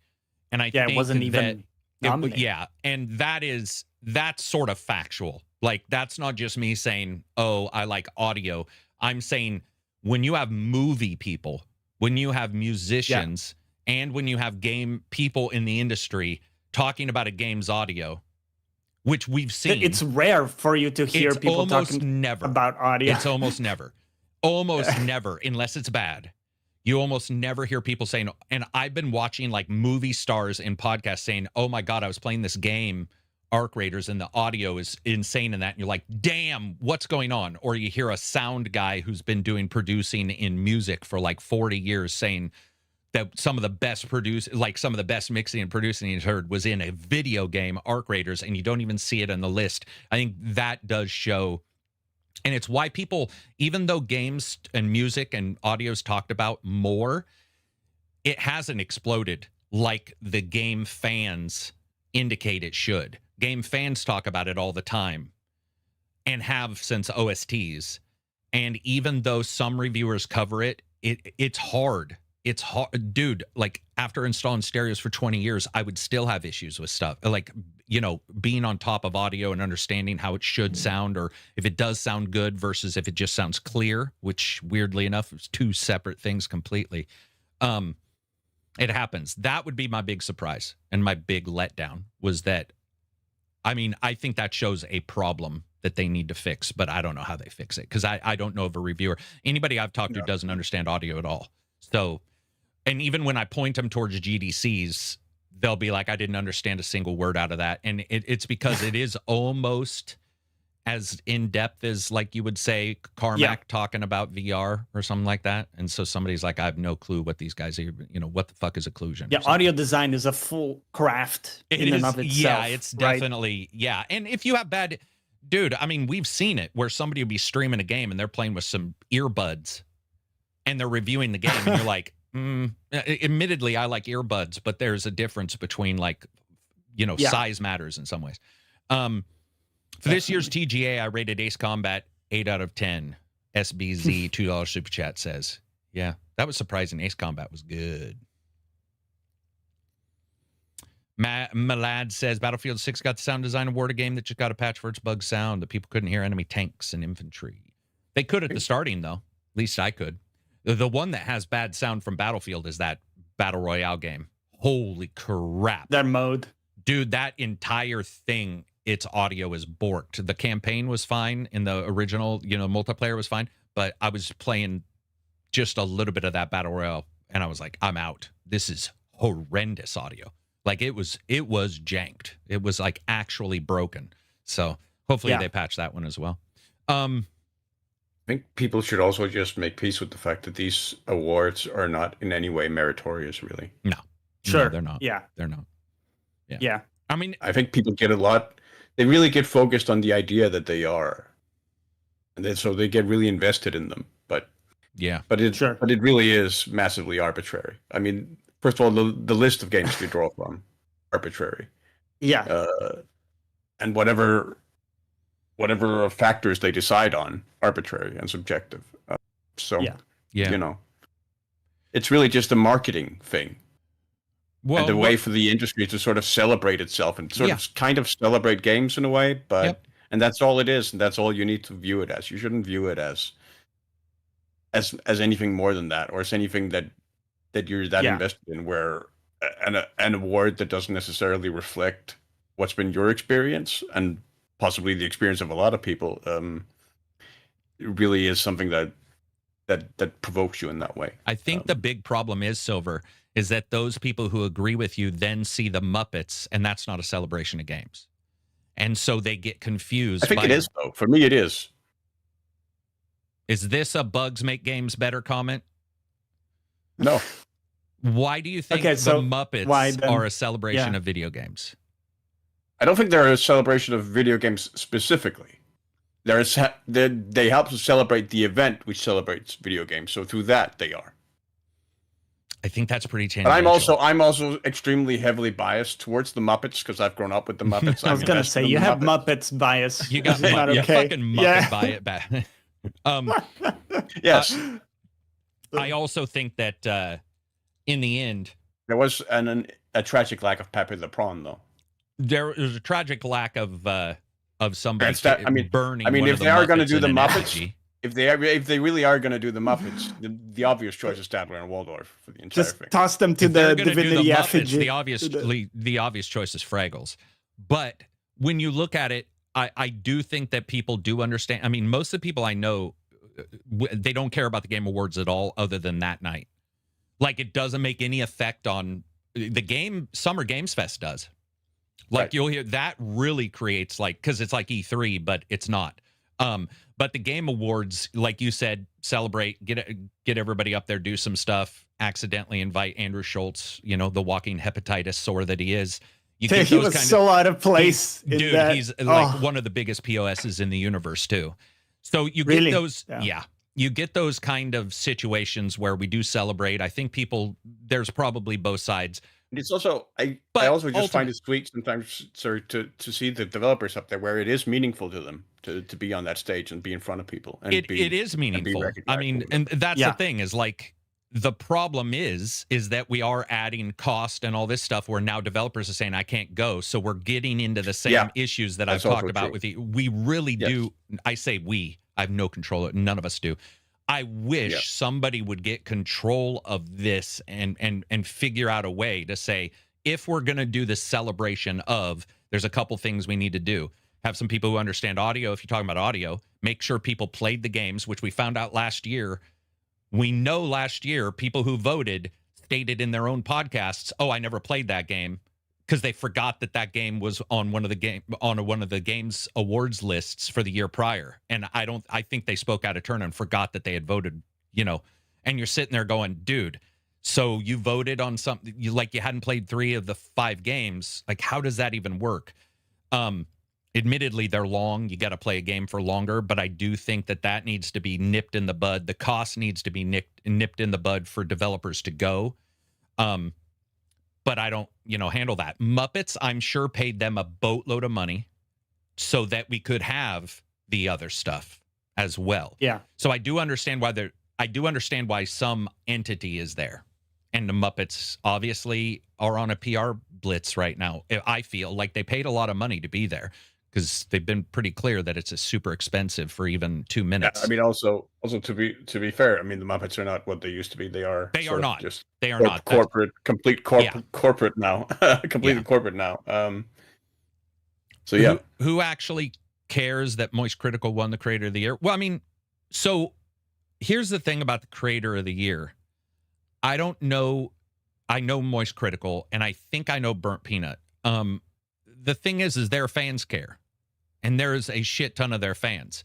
It's the same. Yeah. That's why I have to say that, because if I don't say that, then how could I say that the game's Player's Choice Award, whatever, that was from fans, wasn't Claire or any of the others? It was whatever, Zenless Zone Zero or whatever. Wuthering Waves. Or Withering Wave. So it would, if I discount one, then you would have to discount anything else.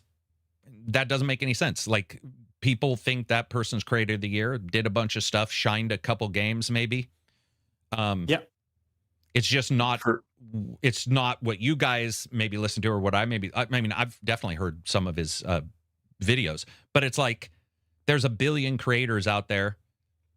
Esports makes sense too. I think esports team of the year makes sense to have in the Game Awards. I saw people complaining about that, and I was like, why are we mad about that? Because to me, the more shine on that, the better. I mean, it is a big deal. I think for me, it also just maybe goes back to, I'm old enough to remember when Shakespeare in Love won the Academy Award for Best Picture back in 98, 99. Yeah. I remember that too. Yeah. I'm with you. But it is what it is. To watch that, yeah. And they only take momentary time, so I'm also okay with that. You get momentary time. Yeah. What I'm not okay with, and again, I just want to point out, is I wish, like, I think it was RPG of the Year was a random side blurb, and I was like, what are we doing? You know, those main ones I would love to see as presentations. A person gets to walk up and win, and therefore, you just go from there. I agree with you, because those, to me, those are the most meaningful. They're big moments in the show where, like, you get to see someone go up there and you see in their eyes that, like, they won. They spent like 3-4 years in the mud. Yep. Because you just kind of see it sometimes, not always, but like you see some people went through a journey to get that game out, and they get to thank people they care about and stuff. That to me is meaningful. I even get a bit emotional sometimes. I'm a sucker for these things, but like, I think that's the juice. Yeah. And it's kind of weird to me in a way that we have announcements at all in that show, because when I think about like the Oscars, imagine if the Oscars would be interspersed with random trailers of like new movies coming out. Ooh, that would be weird. So the Oscars has something else, though. For the Oscars, it happens behind the scenes.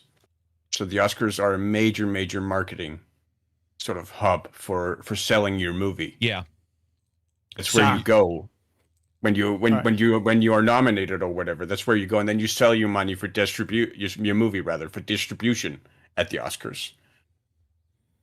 Yeah. Again, I think gaming's desire is really weird, because if I was champion, I wouldn't look at the ninth person in place and say, I want to be like you, and gaming is bigger than movies. And it would be nice if gaming said, you know what, that we're doing it our way now. I think we're at that point. I also think that, unfortunately, this is no shade whatsoever on anybody who puts these together. This is, and this word is harsh, but it's the word I'm going to use. I think it's corrupt when one entity is in charge of the Summer Games Fest, the Game Awards, and many other events. And I think that needs to be changed. There's a monopoly there. There's a monopoly there of focus and who's deciding what. Yeah. Even if there's a community, there's somebody who's at the top. And if you don't like monopolies and you're bitching about some company, you need to look at this and go, okay, so Summer Games Fest is one entity, one person basically is their face. Now we've got another main event that's the awards event in the same year, just 4 months later, whatever it is. I think it's more like 5 or 6 now. Should be, there has to be something there that And PC Gamer does a great show, but they're a small show, right? It's two people at a sound stage. I'm talking about these big events when it's one person. If it was me, I would get one of you guys because I'd be like, dude, that means in my brain, I'm focused. You know, everybody's going to follow your lead. And that's just going to happen because you're the face of whatever. I would like to see that changed. And again, that's not a shade. That's actually excitement that we've got this far. We've got these two major events. But I think E3 was a better event in many ways, bear with me, than the Summer Games Fest, simply because it was all these companies in charge of their own booths and their own things. And there was something about it. I know we all hate E3, or people hate E3. I actually sort of dug it because when I saw people going, there were small games, big games, and the people who went got to choose, and the people who covered games got to choose, and you saw more coverage over a longer period of time. When you have this very short Summer Games Fest that everybody can see, I'm going to be honest. Do you know what a YouTuber does? And I've talked to them who do this. I would do it if I made these videos. They watch what people have watched, and they make a video about that again. So they go to the Summer Games Fest and they see what is popular and they popularize it for their channel versus, let's say, going to a GDC where you don't know what's going to be popular and you're trying to find what is interesting to you and then holistically create content for it. So that's, again, that's beside the point. I'm happy it's super successful, and E3 had a majority of problems that were massive as well. But I would love to see another event come up. It's also important to note that a show like this is really difficult to do. Insanely hard, yeah. Like, particularly logistically, like you're talking like 2 or 3 hours of, I mean, we're watching the show through streaming. Like, we can go up, get some water, go to the bathroom, whatever, take a break from the stream or whatever.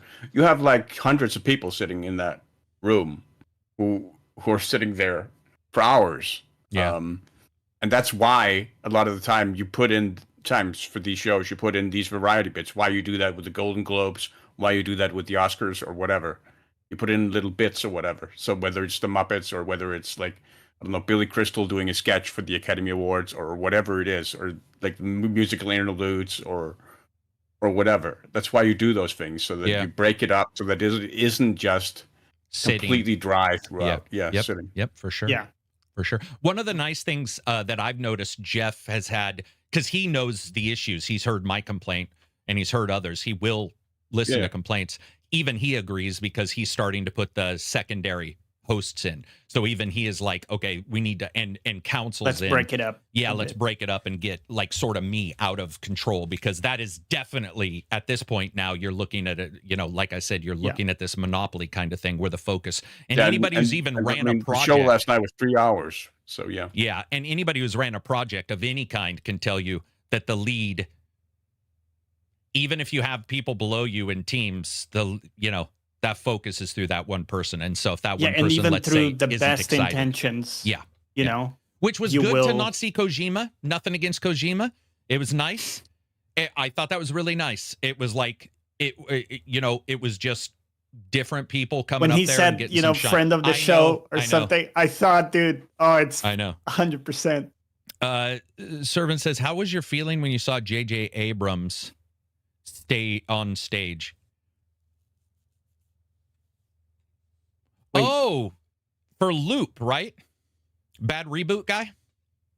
Yeah, so J.J. Abrams has ruined a lot of the stuff I've liked, and he's also made some really great stuff I like. I forgot he was there. So me too. The game he showed wasn't interesting so far, but that means nothing. It was early. That was the Loop game, I believe. But I forgot he was there. But yeah, he was there. He was there. I forgot. Glad there was no Hideo. If he had shown OD, I would have been fine. It's just when they go up and they're like, we want to present him with another award we've made, or whatever. Right. Yeah. That's not exactly what happened, but you get my drift. I'm very happy. Yeah. I want to see OD from him. I really enjoyed Death Stranding too. So no hate there. Yeah. But it was nice to see. And the co-host, the first 30 minutes was her doing it. She's a good presenter. I've always liked her. I like Frankie. I like some of these other presenters we see in other shows. So the more we see of that, which we are going to see, was great. I also do want to shout out, they showed nothing other than some cool music and the CGI, but I do like Trisha Helfer from Battlestar, and I do like D&D. And I like that the Warlock game is just one class. It's going to be like Warlocks. Right. I'm assuming from the name. If it's Clerics and Paladins, it'd be weird. It's going to be an action game. Yeah, like dude, I was sort of excited to see that. Now, I don't know if it'll turn out good, but their choice of music and her coming out and I was like, that was really cool because she's got okay. This is from Battlestar, so I want to point this out. I don't know real life. She acts and looks evil.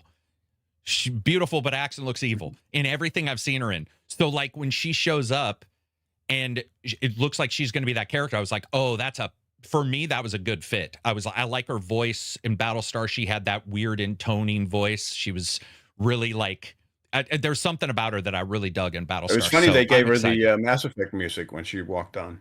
Did they give her Mass Effect music? From her being Edie? Yeah. Oh, okay. Cool. Yeah. Cool. All I know is they did a low shot of her, and I swear to God, I thought she was on stilts because I forgot how tall she is.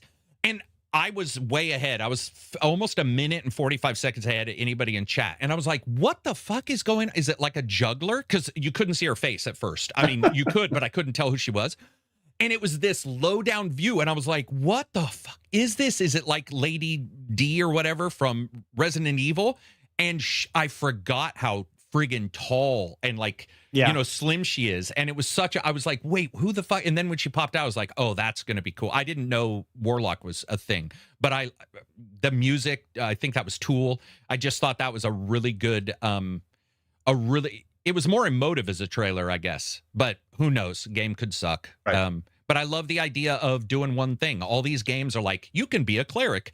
And this and that, and this game's like, fuck you, you can't be anything else but a warlock. I'm like, okay, I'm gonna buy into that. I sort of dig that idea. We'll have to see if that turns out. JJ got booed in chat or in your chat. Booed? I don't think I booed anybody. I mean, most things got booed in in live chats. Right. Like there were a lot of tomatoes. Yeah.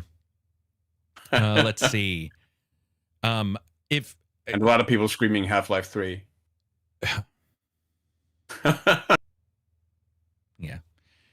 Guys, yeah. If that, you almost want it to come out so you can just be done with talking about it. As somebody who enjoyed Half-Life 2, I have no God complex towards 3 at all. I don't even understand why there would be. So like, I just want it to come and go so I can be done with it. And if it's great, awesome. And if it's not, every year, every year it's like, can we, I mean, I get it, but it's just, it's achieved that fake God complex thing where you're like, okay, guys. It's just becoming meme. Yeah. Yeah. That and Bloodborne, maybe Bloodborne 2 or Bloodborne remake. You're just like, 100%. Dude, I wish these guys, I almost want to pay for it. Can we just do it and move on? Make it a card game, make it a romance, make it a visual novel. And let's just move. And Silksong. Yeah. Silksong came out. So we're post Cyberpunk, Silksong, right. Starfield. We're post all these big games. They won some stuff. Yeah. Yep. And they did. Yeah, they won too. I do want to point out, like Silver pointed out, you got to really remember that like they're not connected to anything. Silksong's reviews were insanely high, a great deal higher than Claire. At least at the time it came out, it was 100% for a while with just like zero even, issues with that game when it came out. So, and it didn't win. And that's the thing, is they're disconnected. Because I saw people saying, well, this one reviewed higher. And I'm like, yeah, that's not really what it's about. It's not going to be about that kind of stuff. Yeah, they're not looking at that. My favorite game of the year wasn't nominated for anything. So, what was that? It was actually Dynasty Warriors Origins. Damn. Oh, wow. Didn't expect that. Okay. Nope. Yeah. That was the bingo card. Had to have a whole other line attached because that was not expected. Do you know the one that didn't win? I would like your guys' opinion on this. So Kingdom Come Deliverance 2 didn't win anything anywhere. And there were a lot of people in my chat who that's their favorite game this year. They played Claire, Yeah. weren't super hot on it, or liked it, but liked Kingdom Come. In fact, I would say for the majority, it seems like Kingdom Come. Yeah, and I love Kingdom Come as well. I did like too. I really did. The one that it came up was like story or like writing or that kind Narrative, of narrative. I saw that. I guess somebody. I probably have him muted on Twitter, but one of the people there was like, "We got robbed" or whatever. I don't believe in the robbed because it really doesn't make a lot of sense. But if Claire didn't win, would Kingdom Come Deliverance 2 be on your narrative or writing award? Like, would that be? I would have no problem with Kingdom Come 2 winning. Yeah, I thought it had a couple issues here and there, but I thought overall I really liked it. And I liked the starting in particular. I liked how it rolled into the sequel. I liked a lot of the characters. I actually thought it was really engaging for the most part in its narrative. There was a plot hole or two that I was like, what? And I still don't get in my brain, but Claire has a ton as well. So I'm just like, whatever. Sure. Plot holes are easy to find, impossible to cover every one of them. Especially in video games because of like the nature of quest design and everything. The writing of a game is more like a sewer grate, than it is anything else. As in, you can cover it, and it appears like there's no trying holes. to catch most things. And that's fine. That's fine. But I thought Kingdom Come could have won for sure on those, and I think that would have been very fair. And Death Stranding, I mean, competition was tough in some of those. For me, Death Stranding 2 was maybe my favorite game of the year. They didn't get any awards, but I thought they did really well in some of these. That's fair. But hey, awesome to see. Again, from their perspective, the creators, Claire, the game, I think they got 9 awards for them. They're over the moon with that. So it's cool to see someone hit it off the park. Yeah. Like that, create an amazing game. A lot of people loved it. I liked it a lot too. And by the way, Jennifer English won the best performance. She has for Claire. Yeah, she was Mael. Yeah. Okay. Hopefully I got that right. And she's awesome, by the way. I have this, I don't know, there's something about her smile. It's the most wholesome thing ever. If you ever see her in a shot where like she's smiling, it just sort of like makes you feel repaired inside. I do want to point out, because a lot of people were saying that they were surprised 3 entries for that game were on voice. So as far as I'm aware, I could be wrong on this, but as far as I'm aware, most of the time in a movie you do have a lead. You certainly can have co-leads or whatever, but in a game where everybody's, I don't want to spoil Expedition, but certain things happen where it might not make, it depend on who you have in your party and who, what continues. You do technically have a bunch of not leads, but they're in there a lot. And at the same level, maybe? Like very close. And then also, we don't know if that voting, I was told the voting's blank, as in people vote and then the top ones are put into that category. And if they happen to be for the same game, when it comes to an actor or whatever, that's okay. I'm fine with it. I saw some people saying they should hold out, but since the voting is technically blind for the most part, it's impossible to say we don't want this game to get many awards. We need to give a game an award, because that would make that award mean nothing. If you stated, like, you've won too many awards, you can't win this award, then you're not reviewing the game, or you're not awarding or you're the capping. Game. You're capping. Maybe you're capping. You're what artificially stating. It becomes even more arbitrary. It becomes more arbitrary. Yeah, and so. It's one of the things that even in reviews you talk about. Are you reviewing the company? If you're like a political YouTuber, you may be like, well, let me tell you why EA sucks, and that's why I dislike the game. Whatever. But it's not really a review of the game. And with this, I think the same thing holds, that if you say, oh, well, there were 3 here, we need to cap it. First, you would have to figure out a way for somebody to know, and then arbitrarily cap it, which would have to be, by the way, one person, which would give more power. It would be Jeff in this end. You wouldn't want that, because that would be even worse in a situation. So It's the best of a difficult situation because games are different than they Yeah. are different than movies. They're just, I mean, how many JRPGs have multiple characters that are talking as much? And then now with games where they do shit with their More leads, than I mean, usually, quite often, they talk a lot more than the protagonist, who's They very do. often silent. yeah. Or Yeah, you true. look at what's going to happen with Resident Evil. You got 2 or 3, if you've got 2 or 3 characters playing, then you have to, if Game Awards come up, Resident Evil wouldn't be on for voice, but if they somehow did magically, then you might have 2 in that game, and that's just sort of the way it is. So you cannot do it without technically arguing against yourself. But I do understand where people are coming from. I do, because I saw it and I was like, but you can't. I mean, You those need a are larger dispersion of votes is what you need. Does that make sense? Yeah. You need like you need like to almost say, have you played at least 20 games this year? Because they're going to reviewers for a lot of, and honestly, we play, I would say, in general, probably less overall games than some other people. And so you're already going to a select group who may be shooting for the biggest games. That's why those games are on the list. And then you get the occasional person who's shooting for another game because maybe they're trying to be different.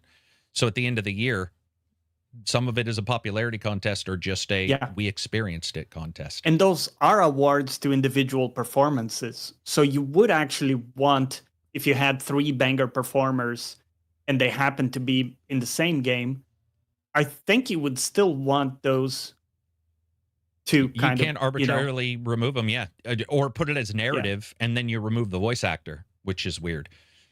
It did happen, though, the Charlie Cox, right? The guy from Daredevil. It did happen where he's like, just give it to the motion actor because I didn't really work very hard. And you got the voice actors going, we've been fighting for importance for so long. And one of the major actors is like, it wasn't really a big deal. Talk to the guy who never said anything and did some backflips. Give it to Ben. And I was like, man. Yeah. That's going to be a thing for a while. So Game Awards out of the way, I think, right? Yeah, I think we covered everything. Yeah, this week, other than that, like anything anybody's been playing that is unique to the... Oh, go ahead. Metroid Prime 4. What do you think? That was a long breath in. Yeah, that's a big sigh right there. I was like, I need another pop. Something's happening. Go ahead. It's complicated. Metroid Prime, one of the best games I've ever played. Still, all these years later, like the remake, phenomenal. For the Switch, highly recommend it. Prime 4, it does a lot of things that feel Metroid Prime. First of all, best like the soundtrack, phenomenal. That's a huge part of Metroid Prime. They nail it.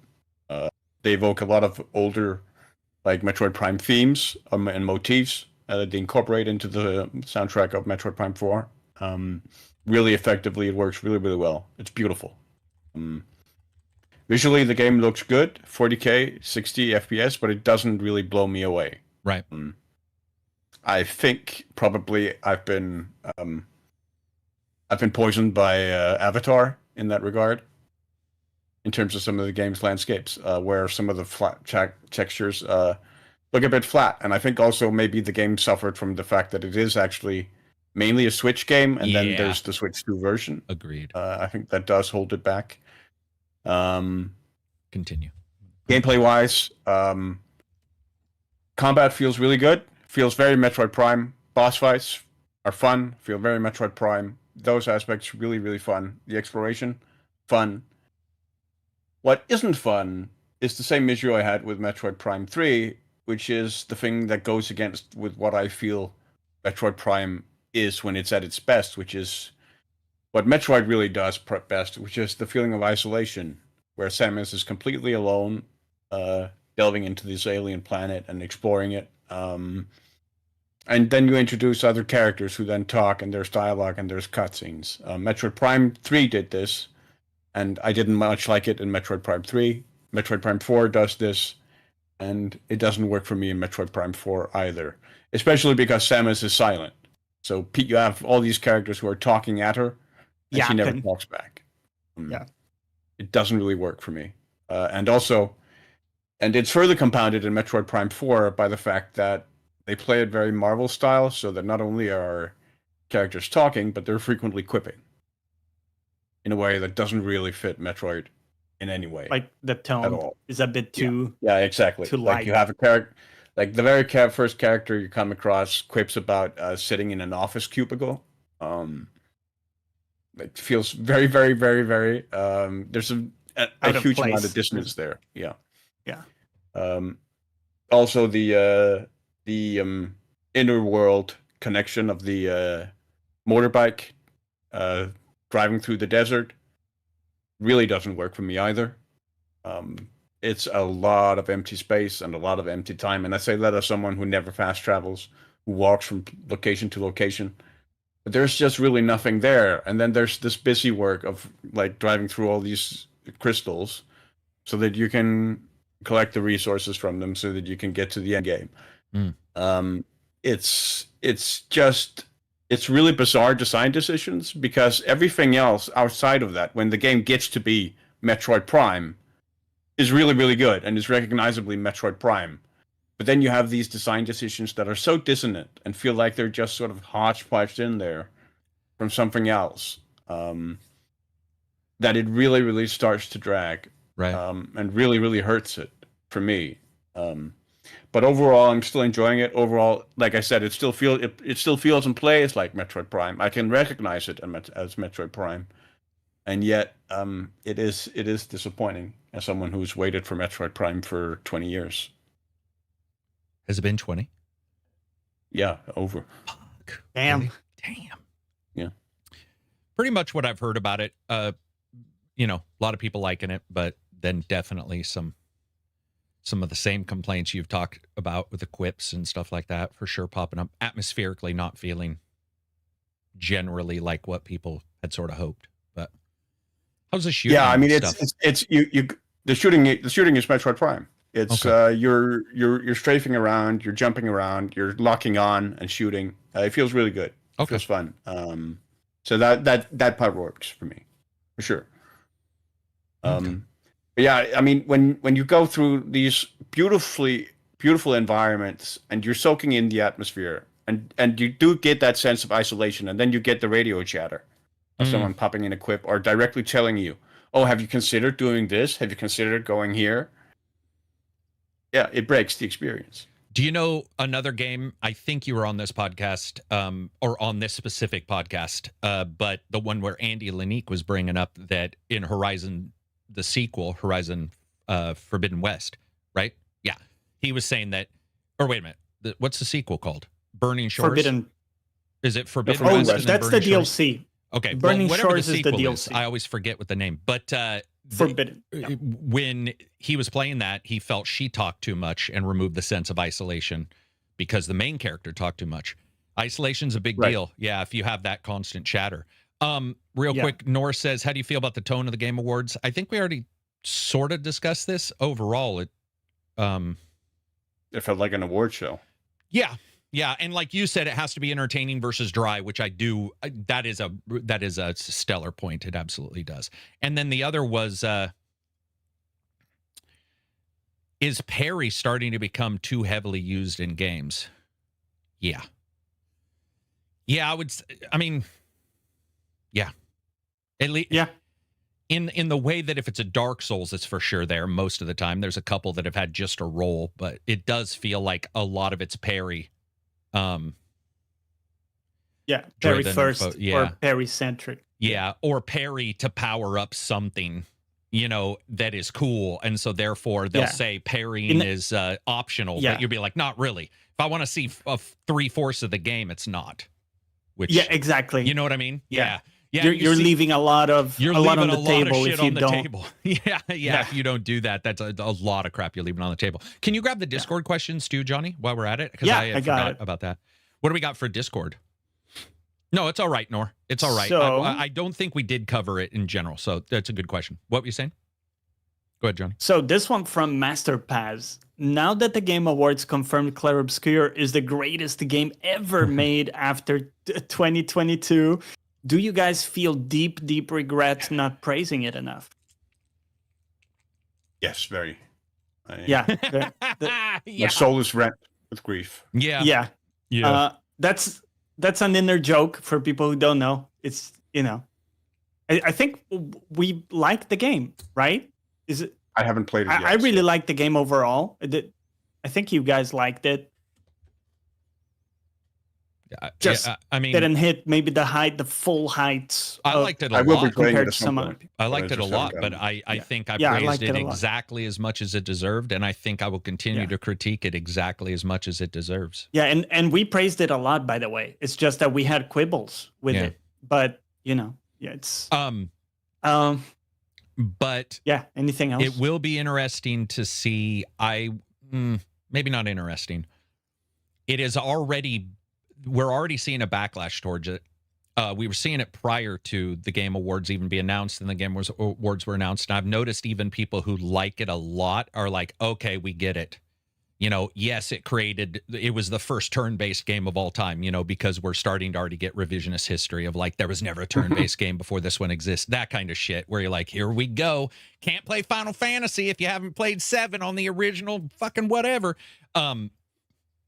Hopefully it doesn't go too far where, you start getting people where it's just this back and forth. And I guess there was already videos. I joked during the award show where I was like, there's already going to be videos where people are like, why it didn't deserve to win. And by the time we were done, there was already like 20 videos where it was like, why, and you're like, sure. oh, here we go. What other questions? That's the outrage we've seen on YouTube. Yeah. Let's see. This one from A1 Nagel. I'm happy Clair Obscur finally got Steam Deck certified last night. Does that mean they knew they were winning ahead of time? No. Yeah, I don't think I so. mean, they but probably did, to be honest, but no. They probably assumed it, and then also smart move to do it right then, because your Steam Deck, which means if you weren't certified prior, even though it may have worked, you've done some extra work, you get Steam Deck certified, it doesn't stop somebody who has a Steam Deck from playing it. And also, Steam Deck even if they certified is hadn't won, bullshit. Frankly, even if they hadn't won, it Exactly. still would have been a smart. Because you're coordination. getting popular, you're getting PR every time your publicity, name is announced Yeah. in one of the lists, Yeah. even the smaller Yep. games. So And I think they knew doesn't they make a would huge- win a good number. Or Just thought the they would. sentiment was, Yeah. Yes. what else we got? Let's see. Silver here, you had some topics. I don't know if we got to all of them. Bannerlord War Sales. Yeah, I don't think you talked about that. I don't know if you want to. What happened there? No, I haven't. No, I played it. Oh. Yeah. Oh, I thought he meant Banner Lord War sales, total sales. I'm no, sorry. no. I was Yeah, like, what War happened? Sales. Okay, The so what did you DLC think? expansion. Yeah, what did you think of that DLC? I like it. The naval combat feels a lot of fun. I know there are some people who have issues with the fact that it's very boarding focused, but I feel like that's actually fairly historically representative. But it does kind of truncate the battles into feeling similar to land battles a little bit, where they ultimately culminate in the same sort of kind of brawl. But it still feels really satisfying for me to like jump from the other ship and with the sword and axe and whatnot as Viking, raiding along the coast. It's fun. Does you the know, AI Bannerlord- follow you when you jump over? Like, do they behave? Yeah. Okay. Yeah. I mean, you can also tell them to they will just board the ship by themselves. No, you don't necessarily have to hop over and have them follow you. You can tell them to attack and board. Cool. You can also, you can form up shield walls. You can do a lot of stuff. That's really fun. It's still very, very grindy, as Bannerlord is, which kind of burned me out on the game a little bit back in the day, and still sort of burns me out, to be honest, because they have sort of downscaled the economy a little bit, which makes it even grindier. But overall, I found it to be a fun expansion, and overall, I've enjoyed the Nord as an addition in terms of the factions of the game, and the new island that's been added to the map is a really fun sort of place to set up your kingdom far away from everyone else on your own. And yeah, the ships The ships are beautiful, especially the long ships. I mean, it speaks to the Old Norse in me. To go on a Viking longship with all the oars and all the oarmen, and row along the coast, row along the rivers, just with a single longboat and like 40 guys and raid and pillage. It looked awesome, man. Like what I saw looked awesome, and did I like that first game a shit ton. Damn, man, I like that game. Yeah. I killed my CPU and GPU so many times, like hacking it to have more enemies and more characters, and just, oh, it's so fun. But I mean, I just didn't. There are still a few things that are. I mean, there's nothing else like it in gaming when you go into a cavalry charge with like 100 other cavalrymen, and you can hear the thunder. Almost feel the thunder of the horse hooves as you ride the cavalry charge into the flank of an enemy infantry, like spear line or whatever. It's chopping people down with your sword from horseback and stuff feels so good. There were so many parts of that game that were fun. And it was janky, but it doesn't matter because like they did some stuff nobody else did. And with war cells in particular, throwing axes just feels so much more fun. Yeah. Like throwing the axes right into people as they're charging you, and somebody said something about glazing. Constant glazing of any game is enough to put me off. Oh, well, yeah. I mean, if you looked at glazing, like you would, I mean, Silksong technically scored, insanely well. It could have easily won Game of the Year, well over Claire. It's just the way it is, guys. It's just a score. It's not really going to matter in the long run. Speaking of boarding, has there been any word on Assassin's Creed 4 remake?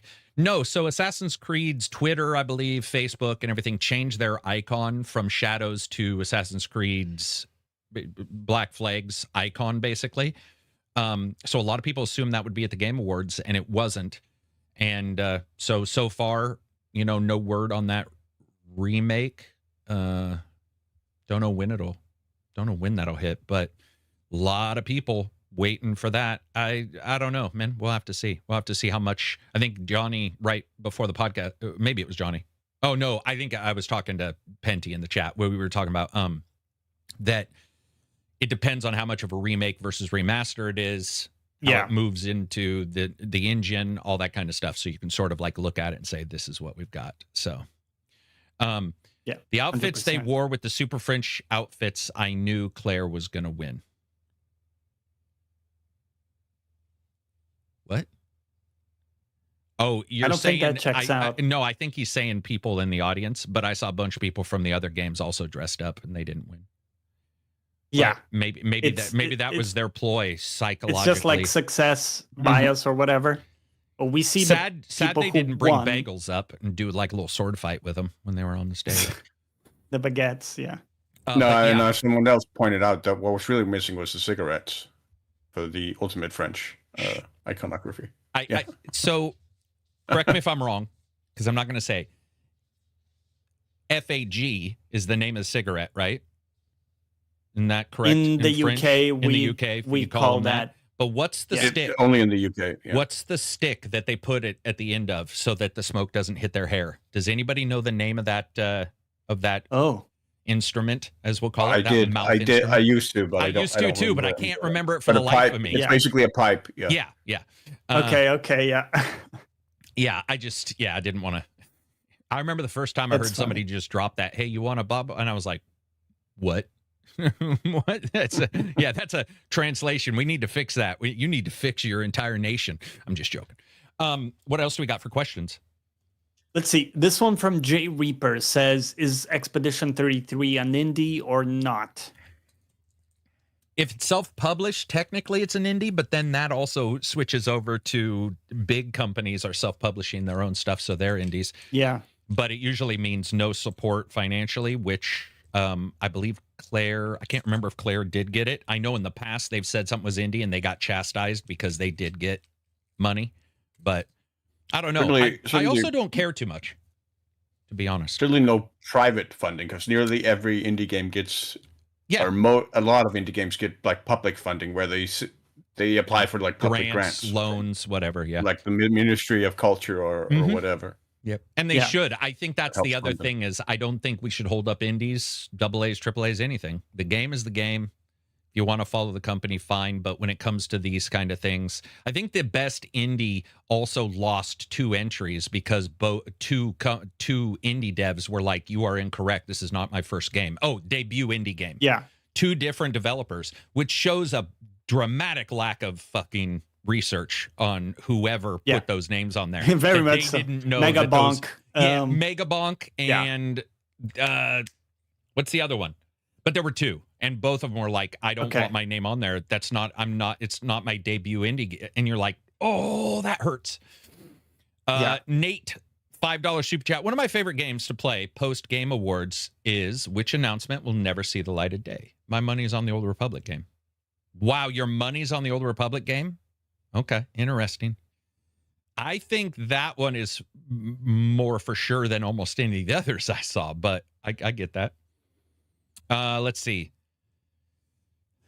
So what like CGI trailer did we see that'll, the game will fall apart? Loop, maybe? The J.J. Abrams one?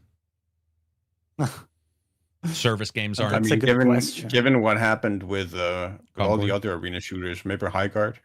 Yeah. Remember when they said Dave the Diver was an indie? I do remember that one. Yeah. What were we going to say, John? Yeah. Some people were saying Exodus was going to fall apart, and then it was going to be like, oh, there's no game there. You just have cinematics with McConaughey, and that's going to fall apart.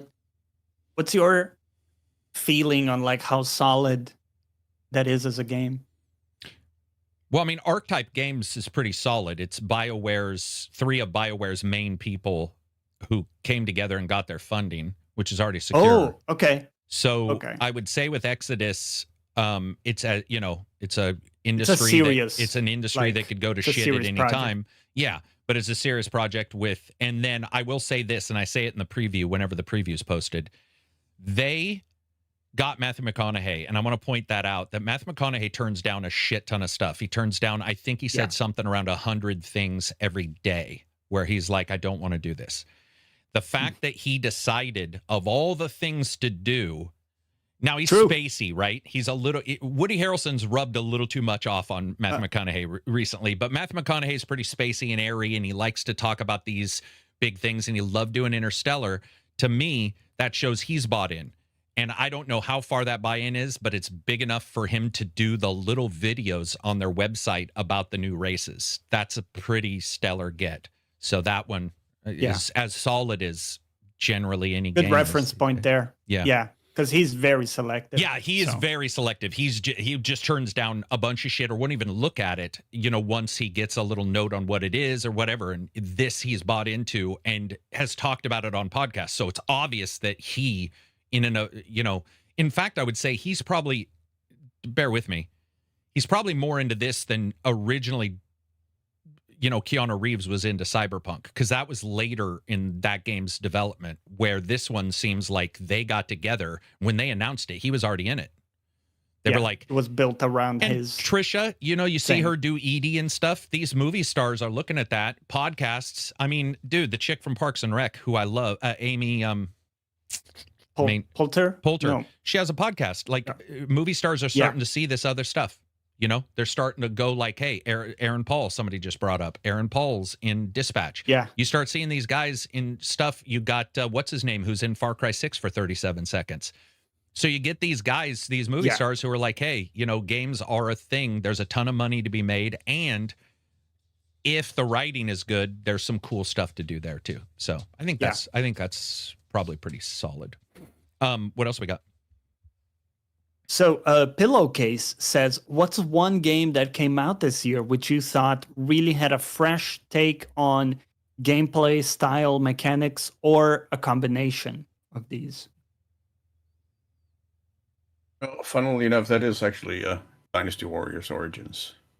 Really? Which is why it is my game of the year. Because they changed up the status quo of those games?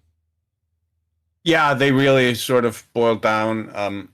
not only did they boil down the Musu games to sort of perfected formula for me, for Megaforce, but they did something that I really wish every other sort of action combat game would do, which is they give you a practice mode that you can access pretty much at any time.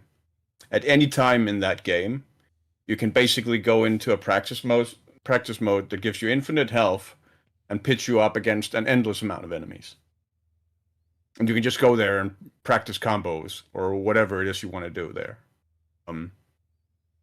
And that does so much for encouraging you to experiment and learn combos and learn how to use the skills and weapons in the game, and just heighten the fun of it, that I spent so long doing that, and then translating that into the actual missions and the actual gameplay, the things you learn there. That to me was such a revolutionary system implementation that it's something I just long for in every other game that doesn't have it.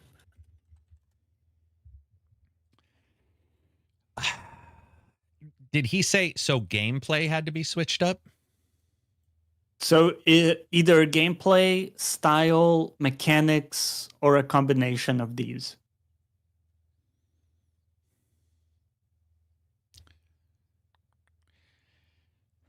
I don't know if it changes anything up, but I would say atmospherically, it held no prisoners. Was Hell Is Us.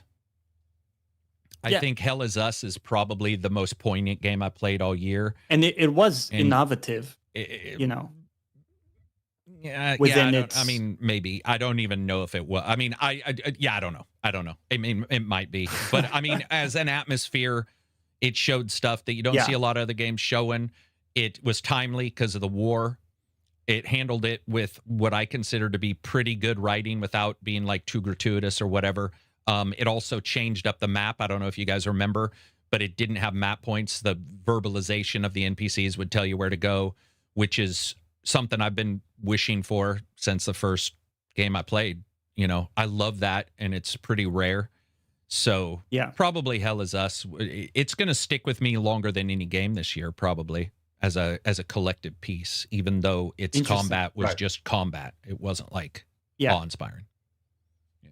What about you, Johnny? I have a really specific one. It's not Claire Obscure, because that one did shake some stuff up. They did overall a good job with that. But I think Split Fiction actually stuck with me a great deal. Yeah. Because what especially did Claire shake up? QTEs. Wow. Yeah, with the pairing and like mixing that up. Yeah, but I mean, into the turn-based. Maybe I'm overthinking. That's why I don't flag it as the big shakeup of the year, because it was more of like an experiment, I guess, around that. Yeah. Sorry, Silver, you asked? No, I just suggested a word. Refinement, maybe. Yeah, refinement. Yeah. Like, trying having a crack at that. I don't think it was perfect by any means, that system altogether. But with Split Fiction, it was really interesting that they were able to always dial up the mechanics as it was progressing. And as you got to the end of the game, you kept asking, okay, like how much further can they take this thing? Right. And there was always one more lever they could pull, or, one more knob they could play with. And they had some insane mechanics with the two screens and how they another game that could have won Game of the Year. A bunch of stuff. And I would have been like a completely solid maybe choice. For multiplayer, that's an incredible co-op game. Yeah. It's that game, awesome. Everybody that I've ever talked to just says the same thing, is that it just ramped and ramped and ramped. You know, sometimes a sequel will ramp up a little bit and that's it, and you've got your new things. That was like, it felt like multiple sequels in a row, because it was just like, and by the way, I would say he's done that. Maybe the first one wasn't so much that, but the second one with the one about the divorced parents, It Takes Two. There was all these mini games and they worked quite well. And you were like, well, that's interesting. That actually works. Yeah. And it doesn't feel, it may be a little disjointed, but that's because it's a mini game. Split Fiction has just been consistently talked about, even by people who aren't even into those games, where they're just like, dude, it just doesn't stop until the end. And you're like, that is Also, I think somebody was saying what would be the most satisfying game this year, and because that was brought up in the chat last night, and multiple people were saying Split Fiction was the most satisfying end-to-end game, where they were like start to finish, it was a roll. And we've talked about this before. And it hasn't been recently, I would say 5-6 years ago, where there was a game or two I remember where we were talking about where you just start it and then you're done. And you're like, dude, that literally just, it never stopped, it just delivering all the way through. Yeah, it feels like there was it was all gravity. It was just always pulling me to the next thing, And it was done quite well. I mean, Dispatch was that way for me Dispatch as well. I don't know about you guys. Yeah, no, I would say Dispatch. The pacing was good, and Dispatch just refined too, because we've seen movement, QTEs or whatever, but it handled the side stuff. It was very well balanced in here's your dispatch part, because that's what you're called, and that's what you are as a dispatcher. So it didn't have you doing that, but it nailed the other parts too. Yeah, very cool. Yeah. The perspective change was great, Nor says. He's talking about Split Fiction. Yeah. Can you name a game where it utilized and could effectively use all the buttons? Any musical game. There's a bunch of those. I love the settings of Bloodlines 2. This is Nor. It's a shame it bombed because I'm so happy for a modern game in a modern setting in a narrative game. Yeah, a lot of people seem to like Bloodlines 2 more than the world seemed to. That's hard to that's I hard think to quantify. bombed might be an excessive framing of how it did. Well, they did write off 34 million as a complete loss. Yeah, but I think that's more. Yeah, I mean, it bombed in the sense of their projections were wildly unrealistic. But not the reviews. It was middling, right? It didn't get twos, did it? Yeah, and also I don't think the sales were really awful. I think the projections they did. The projections were really high, right? Yeah, you're right. I think so. So I mean, if you say bombed, I'm thinking that it only sold like a couple of 100,000 or something, but it did sell quite a bit more than that. We're talking millions, I think. Sold enough to make money for any company other than Remedy. Remedy would still be bankrupt. They would still be tanking. Yeah. But good. That's what I've heard is that at least from even my friends who aren't in the Discord, just random people, that they've liked Bloodlines more than they expected. But, Interesting. Yeah. Dude, you just can't get caught up in what something was. You just can't, unless it's really close. If you got one game in 2023 and you got a sequel in 2025, makes sense. But if you've changed 3 console generations since the last game came out, you got to eat it. You have to, because everything's changed. The way we interact with the game systems have changed. You now have touchpads. You've got analog sticks. Dude, I saw somebody who was bitching about the control in a sequel that now has 2 sticks when they were playing on the original game was like a digital pad. You're like, dude, you gotta, it's like, it's its own thing now, it is. What you accepted back then may feel cool, but back then I bet you were still like, damn it. I wish. A bunch of stuff wouldn't fly. Yeah, today. A bunch of shit wouldn't fly. I mean, and as humans, you should suspect your capability of remembering anything that long ago. If there's anything you should that just we assume can prove, though, Johnny, gamers believe they have, because I've purposely gone back and played some of these games. People are like, this is the best game ever, and you're playing it going, fuck you, liar. You know what I mean? The gamers of all fans, I feel like gamers just delusional. Have a tendency to be like, well, no, I'm saying they hallucinate. Gamers are a reflection of GPT. They hallucinate stuff. And they'll be like, my memory of this is perfect. They have this whole experience in their head of like... Yeah. I broke up with her. Into narratives really quickly. Yeah, I broke up with her, and on VCR, some parent was recording when she broke up with them. They're like, nah, that's not how it happened. Just to be clear, I'm not trying to say that Bloodlines did well. I'm just trying to say that you can underperform and not bomb. Yeah, for sure. Yeah, no, I get you, and especially because even the publisher stated their projections were wrong and they're not holding it against Bloodlines as you did poorly. They even stated that. I think it was 34 million they wrote off.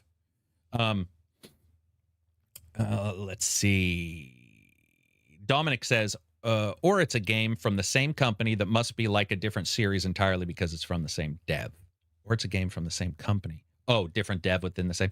The other thing that happens is when somebody says like BioWare. BioWare is not BioWare. I wish people would realize that. All these companies, if they change 15, 20 people, they're... Raven Software is not the Raven Software of... they're not the same. Yeah, and ago. by the way, that could be good. They could, maybe you don't want that. Maybe you do want some of the new stuff. I mean, that happens too.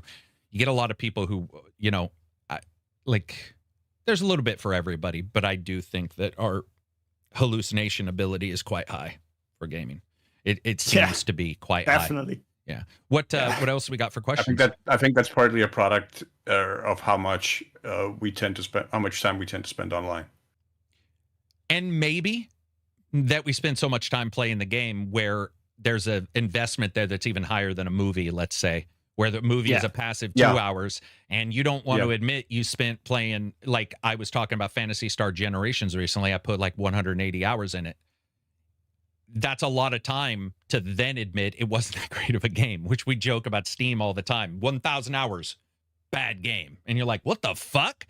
How, it took you that long to figure that out? Yeah, that's crazy. So, there might be that too.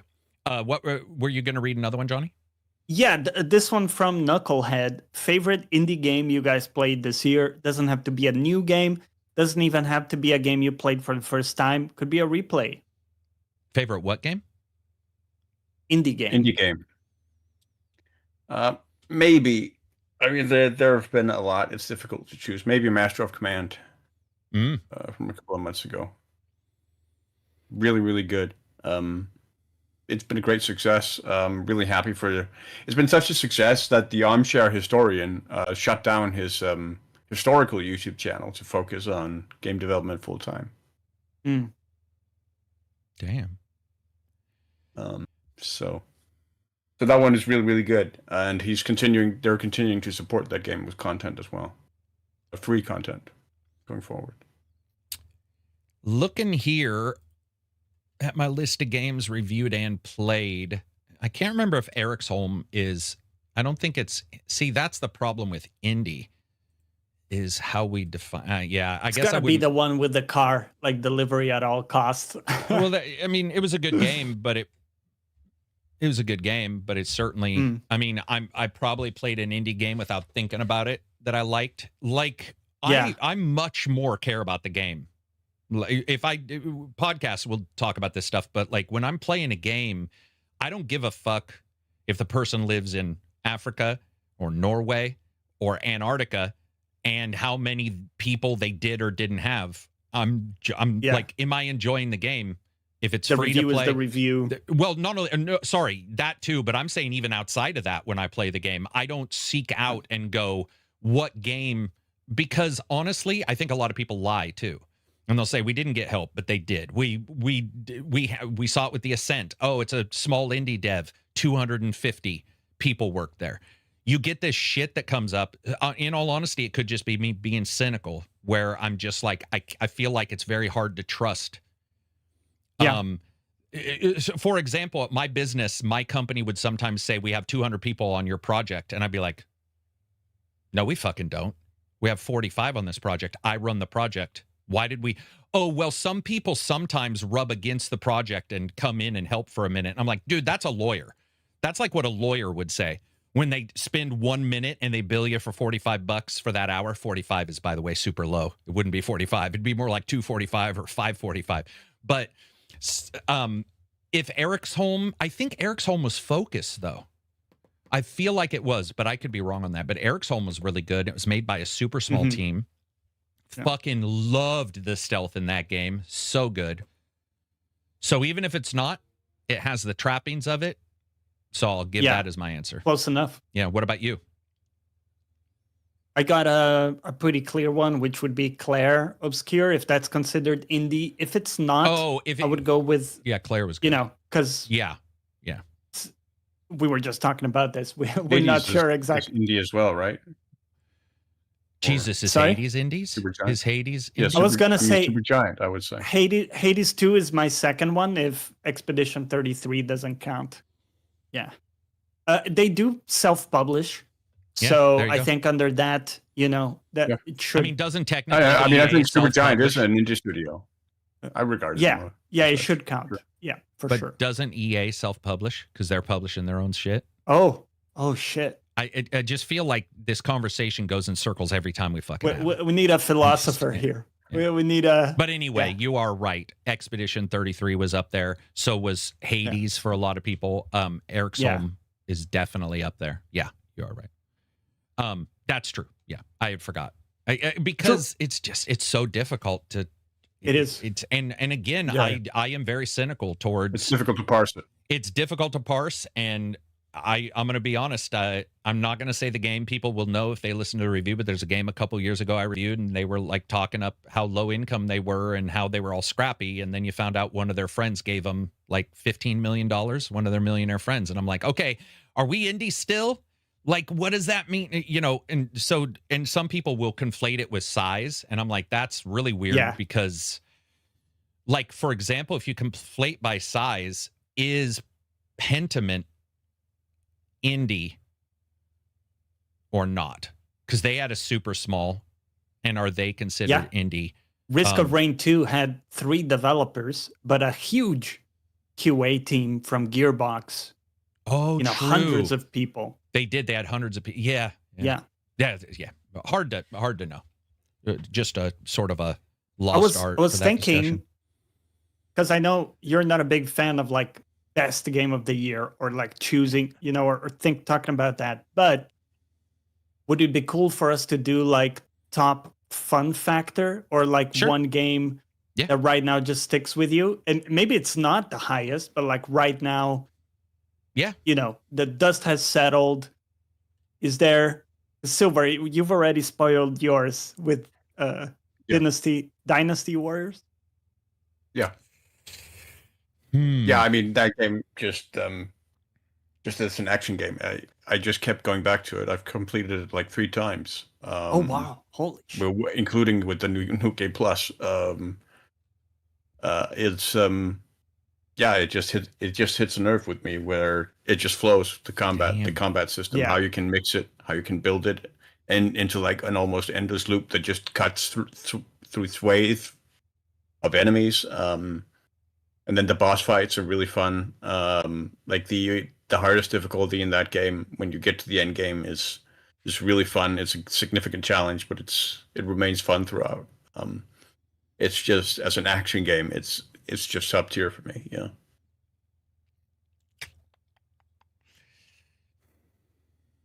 Garrett, do you want to go next? I mean, if we're just talking about like pure, like where I was just having fun, and I will say a large amount of this was a huge surprise for me. Doom Dark Ages at 200% speed, turning those globes colors so they all look the same. That was, I remember playing it in chat. What was it, like last month? And somebody was like, "What the? Are you on like all the Adderall?" And I'm like, "No, man. This is the way I like it as fast as humanly possible." And that game surprised me big time. It turned out to be way more. I was pretty negative. I did a preview, and I was like, "Listen, this dodged, this up close. How are they going to handle it?" And it wasn't perfect. That's why I was saying it's not like the best of the best, but when it comes to pure, like, whoa, what the fuck? This is fun. Like, this is just enjoyable to mess around with. Float state. It's definitely really high. Stuff. And then Eric's Home stealth sections were phenomenal. So for like pure fun, I would say that one's up there. What about you, Johnny? I think the more I think about it, I think it was probably Death Stranding 2. Damn. Actually. Yeah, it was fun. It was Death Stranding 2 because the moment to moment way better than one. I was just captured. Just the moment to moment, and I really enjoyed. I think all of it. Even the ugly parts, like the combat is not great. I still enjoyed it. I sort of had my own way of making that fun. So Death Stranding 2 I really liked it. is also a game, full of surprise for me, where I was like, damn, I just was not expecting to enjoy this. Because I never liked the main villain, that Baker plays, and I still don't like it in this one. And yet, I really enjoyed the game. So I think it really shows that the good parts. I also had a lot of fun in Yotai. A ton of fun. Yeah. I had a ton of fun in Shadows. I really enjoyed Shadows, trying to switch up and taking the big guy and trying to do stealth, and the girl and trying to like go, messing. I love the meta game of trying to see. I also love that the difficulty meant they looked up, which sounds like such a small thing. But the reason why everybody mentions it is because so few games have the character look up. I mean, Neo does, but a couple dozen games don't do that. And so it was nice to see some adjustment there. Yeah, there's a lot of fun games this year, or games that even if they weren't the highest, I genuinely had, like fun. Yeah, which very high isn't always enjoyment. the same as like, it is the same as it's like Dispatch. I had a lot of fun in Dispatch, but it wasn't game very much. I just had fun. Like, that's the thing is, dude, sometimes we're too scientific. When you even hard look to compare as well. Yeah, and when you look up the Dispatch description is like for a sandwich. when you look up the description for fun, it doesn't even, it sort of revolves. Yeah. It's like a loop in and of itself. It's like a game that What you does find it even entertaining mean? and is fun. So it goes back in a loop. Yeah. But yeah, It's like the Jordan Peterson thing. It's like, depends what you mean by yeah, exactly. I mean, exactly. And You also the real defining. truth is, you guys, myself, we genuinely find maybe 40 to 60% of the same things fun. But if we get more people on the podcast, fun then dramatically changes the percentage and drops the overlap.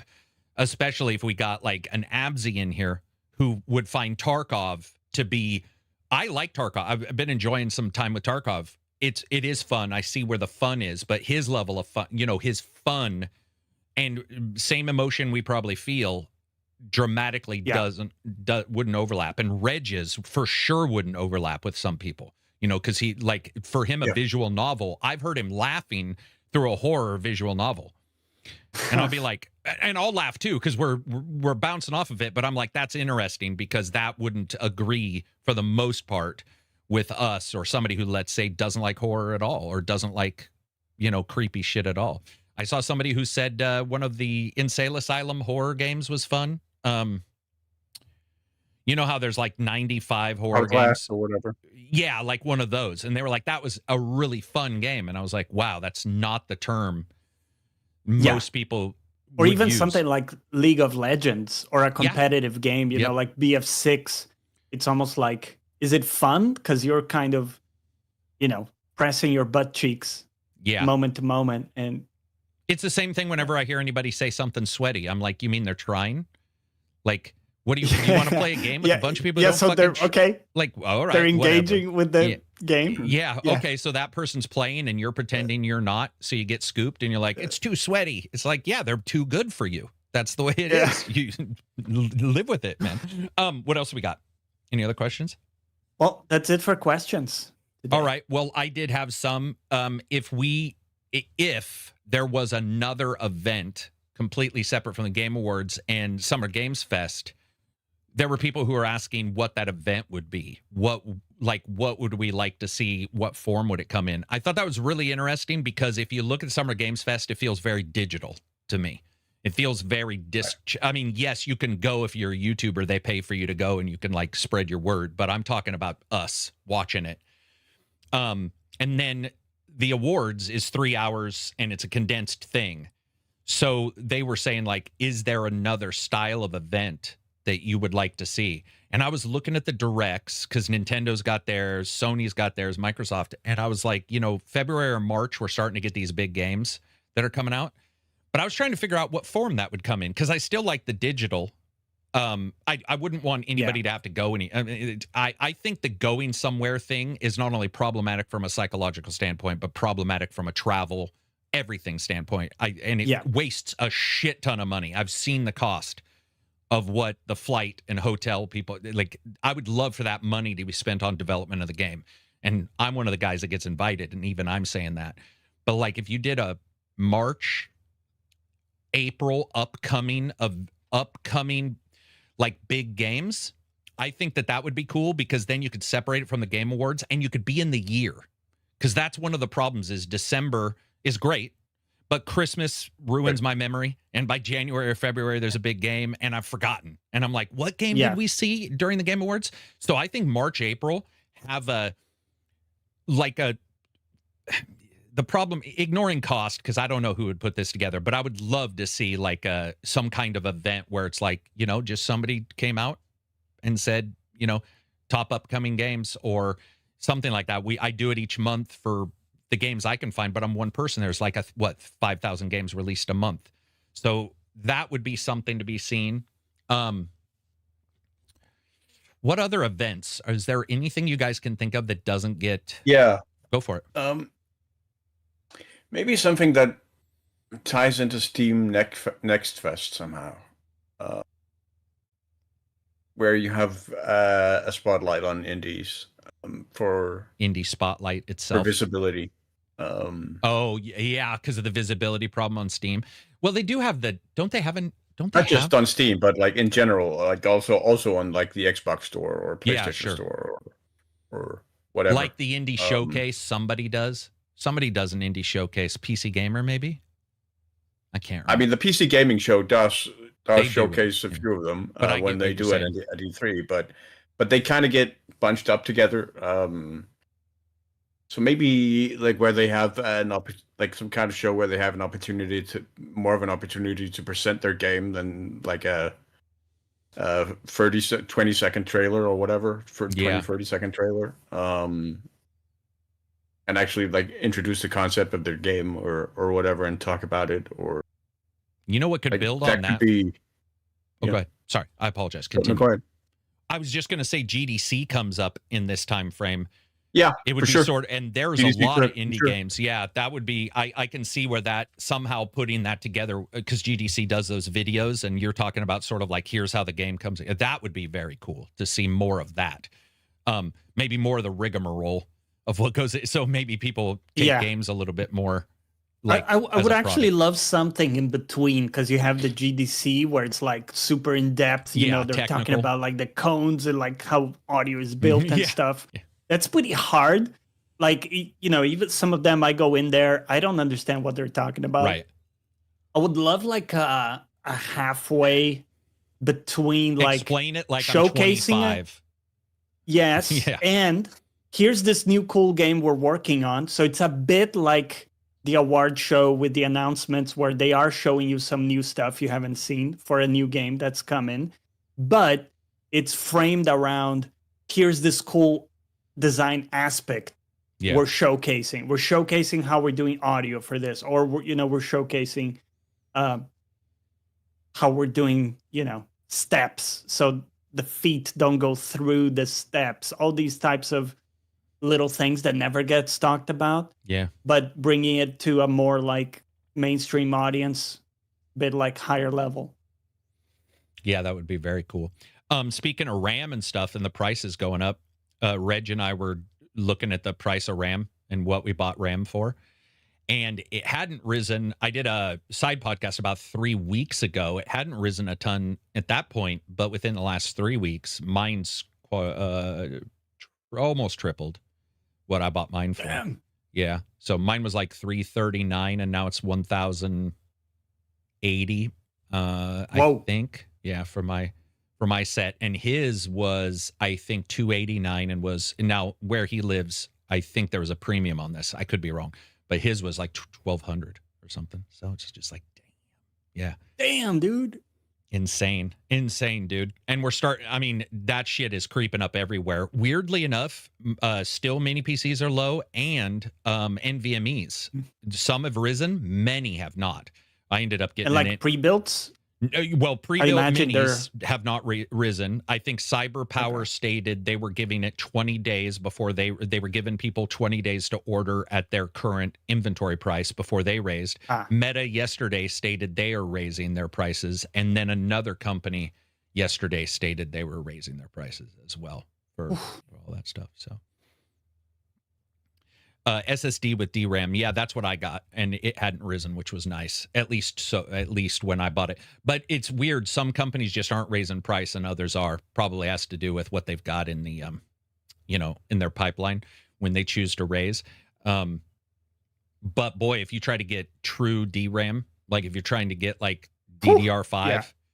that shit is getting up there. It's so funny too, because the mini PC I saw, the cost of the RAM outside of the mini PC was more than the entire mini PC. I was just like, shit just doesn't make sense. That's right now. crazy because I think like the beginning of this year, RAM hit a pretty low It was pretty price. low. Yeah. It was Because I pretty- remember and I bought my NVMEs, 64 remember? kit. Yeah, But- you bought your 64. I forgot, and I bought my 128, two 128s, and they weren't bad. And now it's ridiculous. That's a lot of RAM, dude. Yeah. Well, yeah. But I will tell you, boy, mini PCs in particular, the difference between 32, 64, 128, when you're doing some stuff on that, you're treating it like a PC because they're very powerful systems in and of themselves, especially for what we're doing. But when I was editing a 4K Premiere file on a mini PC with no difference in what I was seeing from the 4090, I was like, all right. Now, rendering That's speed would be nuts. faster when you're done, when you say, Yeah. render this. But that scrubbing and stuff, because the RAM was high and the NVMe was fast, everything was just buffering fine. And I was sitting there at my desk going like, damn, we're there when it comes to like the mini PC form factor for people traveling, or just like I got one for my wife and ended up, she got a laptop that's powerful as shit. She bought it right before the RAM increase. This is the first time in my history I ever timed shit right. She got that. I got my RAM. She gave me her mini PC back and I started using it going like, what the fuck, man? That's weirdly enough, when we talk about the future, like, or when we were kids, I wanted No Man's Sky and I got more than, like, my version of No Man's Sky isn't as much as No Man's Sky is now. Well, other than combat. The mini PC, I honestly never even thought of mini PCs when I was a kid. I always thought of a box, a smaller box maybe, Definitely. but I never once thought that two mice, the size of two mice, would have the RAM, the NVMEs, an APU in there doing everything. I mean, we didn't even think about editing a video in 4K. Yeah, let that alone for sure. That make for sure. it be, fluid Yeah. with something that size. I hope cost goes down, but guys, it'll probably lower, but I think those heady days are forever. It doesn't make sense. They'll drop it like a deal where they'll be like, hey, it's dropped 80%, but that's not 100%, right? It'll never, I don't see it ever dropping as low as it was. The demand is so high, and now the incentive is so high for we're buying people to right get into out the of game. Future. We're fucked next year. Right. Yeah. But I hope that this will push people over the line in order to create new fabs that can, Agree. because the incentive is now so high for you to get in the RAM game that, before it didn't make sense maybe because you need so much upfront cost. But now it's so high that, I think it might be a good business. And it's any type of memory. So it's not just DDR5 or whatever. It's every single thing that has memory. The meta, little memory chip inside that meta, they're like, well, costs more. We're going to increase the price. So you're just like, all right. Damn, so dude. if we need, That's like JavaScript. It's in everything. I was like, what? I didn't know where that comparison was going, but that is true. It's like JavaScript. Well, it was like that outage we had with Cloudflare, where when you realize what they run, 80% of the websites rely on that. Yeah. Everything was down. Dude, that was crazy. And it's happened, by the way, I don't know if you guys saw this, but there was a news line yesterday that said something along the lines of AI hacking programs are very close to defeating the defenders. Like, we're right at that cusp because there's just so many. So it's going to be really interesting to see how OSs patch, how your Xbox, your PlayStations, the next ones, which will be closer to PCs than ever, how they patch. Will we see exploits quicker for, like, let's say, hacking a Switch 2? Will we see those kind of things happen more quickly because people are using AI to help them code these exploits, or to check for exploits that have worked in the past even? Like, is there a memory overflow somewhere? Is there like a buffer problem here or there? And, test these systems out. So, yeah, man, shit's going downhill fast for cost. And by the way, DAWs went up because DAWs have microchips in them. So I noticed that even the DAWs and DACs. sorry, I said DAWs. I really meant DACs. Have gone up in price because they Okay. all have microchips in them.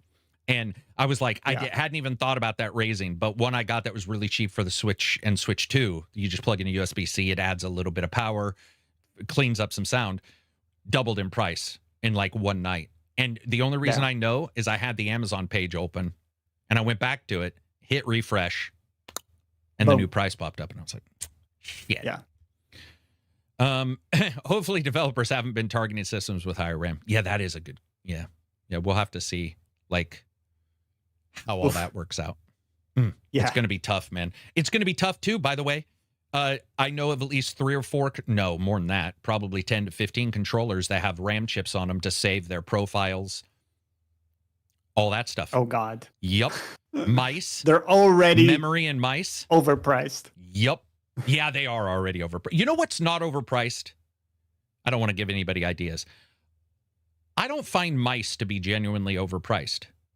I find like most of the mice I get, I feel like their utility, what I get from them. Yeah. Now I'm not buying the MMO fucking, 19 thumb button ones. Yeah, 14 button. But the general mice I get, I haven't really been shocked at their price. Now, admittedly, it's been a year. Yeah. Maybe they've even wireless ones are pretty decently priced and they work very well. I mean, I have the Logitech, I think it's Lightspeed 2. Works great. You don't have to charge it very often at all. Dude, their batteries last forever. Yeah. Great. This X502, which is Logitech, I don't even remember charging it because I just occasionally will plug it in without even thinking, and it'll work for weeks. And then I'll be like, oh, yeah, I should probably charge that when I go to sleep, plug it in next day. And it just, like these headsets. I turned it on today after 4 hours yesterday, and it's like 100%. And I'm like, what the fuck? Because the batteries in a lot of these things are getting better. Yeah, well, yours is notoriously it is, but long I'm saying I was expecting it to say 90 or something because it was 4 hours for the thing, and I was in there for another 2 prior and another 1 after, and it was still. I think those are almost like best in class for battery life. For battery life, they are. Yeah, it's really. I wish we could get it for handhelds, guys. Like, what are we missing there? What are they doing? Well, just high dropout. The difference. Look at the new handhelds are putting the Strix. I have a Strix. Reg has a Strix, and I can tell you those are some hungry. They aren't your desktop, but they're the mini PC ones, and they're the ones that are in the handhelds now or coming out. They just, you can hear them, man. You can just hear them sucking up watts from those big old fatty batteries. It's going to be really weird to see where we go with chargers and batteries in the next 2 years. I don't know what the Switch 2 lasts. Do you guys know what's a Switch 2 charge time on a Switch? Like, how long do they last? 4? 3?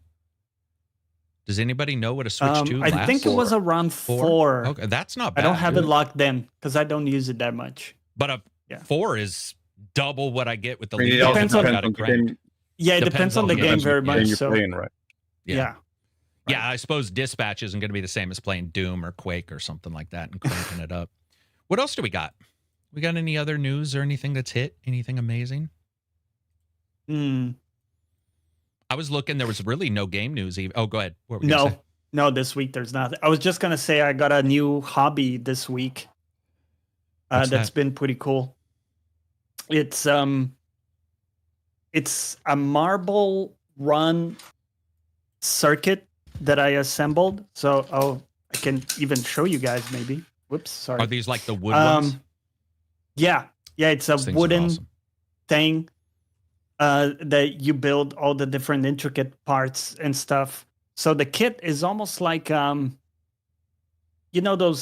Gundam things that come with all the different parts. Yeah. It's not nearly as complex as that, by the way. But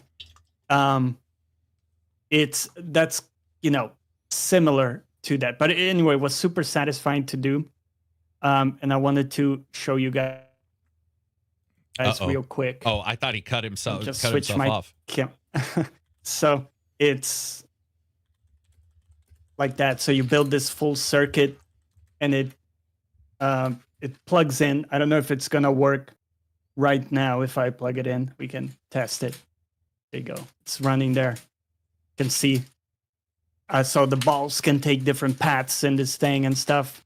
It's pretty cool. It's kind of like Lego, but a more advanced Super glue or wood assembly glue? thing. No glue at all. It's There's all a built with just the Goldberg, pressure. aspect to it. Yeah. Almost. Yeah. Super cool. Very like tactile hobby because you have to use sandpaper on some parts to get it just right and stuff. But yeah, really cool to do. No glue involved. Nothing like super tricky or annoying to do at all.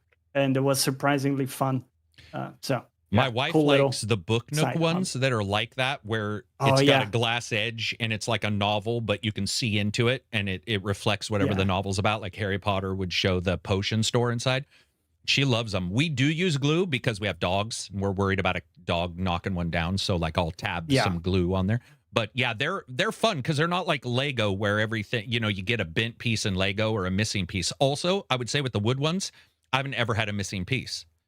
Lego is just always a missing piece. Like every time. It doesn't matter how expensive. You could spend $5,000 on a Lego and you get it. And it's like the major thing is missing. You're like, what the fuck? Who builds this shit? And so then you have like those. 3 extras of some random piece. But dude, I can't believe you haven't, because this is not an exaggeration at all. We do a lot of Lego. Well, we did last year. Not a single one had every piece. But they would have a bag with other pieces that weren't in that fucking design. And so I go online to check and people are like, no, that's normal. They'll just send you extra pieces that it randomly injects into a bag. And I'm like, the fuck? Why do I need a pole? It like you get like a creature or something. You have a pole sticking out, like a flagpole, and you'd be like, "The fuck is this?" I don't know, man. Maybe I just have the worst luck ever. But when I did go to Lego, they do say that it happens so often they will ship you the piece for free. So if you are missing a piece, you can say. But we built one. We're like, dude, there's like 9 pieces missing from this bitch. And I go online, and they're like, yeah, that kid is notorious for missing like the axle. And you're like, it's a car. Okay. It's a fucking car. It needs the axle. What are you talking? So do you know what we do? I ended up going online, buying a bunch of wood dowels and a bunch of things to use like under the carriage of cars or, sort of that you can generally get it together. Yeah, and still like a little placeholder. And still like be like, okay, this. And there's ones that they sell that are quite literally, they fit perfectly in a mini Lego or a normal Lego hole. So you can buy them and be like, I know that this could be an axle if a piece breaks or is missing. Breaking is odd, though. I don't think we've had a Lego piece break in history. No, even when they're it's usually crushed by really press. They'll break you, though. They're made to be quick. Yeah. Yes, exactly. Caltrops. Yeah. I'm telling you right now, if we were invaded, that would be what I'd do is I'd grab those for caltrops. They'd probably toss still some work for a Legos shoe. on the way. Yeah. Dude, and I have definitely stepped on one of those, and you're just like, what the fuck? That and Doritos when you chew on new kind of pain. Yeah, for sure. Yeah. So I was asking people what they played: Warframe, Star Wars, Knights of the Old Republic, Paladin in Diablo 4, Wu Chang, Stellar Blade. That was another one with the Game Awards. The reveal of Werner Herzog as the sort of big bad for Warframe. Is that why he was there? I didn't know he was the big. Okay, gotcha. Warframe, not Soulframe. That was what right? I gathered anyway from it. I mean, I haven't been connected to the Warfare lore in a while, but yeah, he seemed to be as sort of recalling the Tenno as the one true sort of an antagonist to the Lotus. Star Wars. What they seem to be setting up. That's cool. Scented Arsenal says Star Wars Genesis Starfield conversion. Ooh, I play that one. I know the one you're talking about. I almost was like, I need to go download another one. Assetto Corsa, very cool. Division 2, getting a PS5 60 FPS update. Very cool. Division also has companions for the first time ever, which is very cool. Their new event. You can actually order them to go fight for you, like to go and attack or defend you and stuff like that. Very, very cool to see, even though I'd like to see Division 3. I would definitely kill to finally get that announced. And then there was the Far Cry meant to say Avatar. Yeah. Third person. Yeah. What's funny is I don't think it feels too much like Far Cry, but because I keep being told that, now it's fucking in my head. Anyway, that one came out. So I don't know if anybody's tried that, but Avatar is a gorgeous, very fun game. And with third person, Could be even better. Let's see. Scented Arsenal MotoGP 25. I haven't played that one. I played one of the MotoGPs. Very good racing game, the one I played. Can't remember which one it was. Mega Man trailer looked awesome. Oh, Yeah, shit.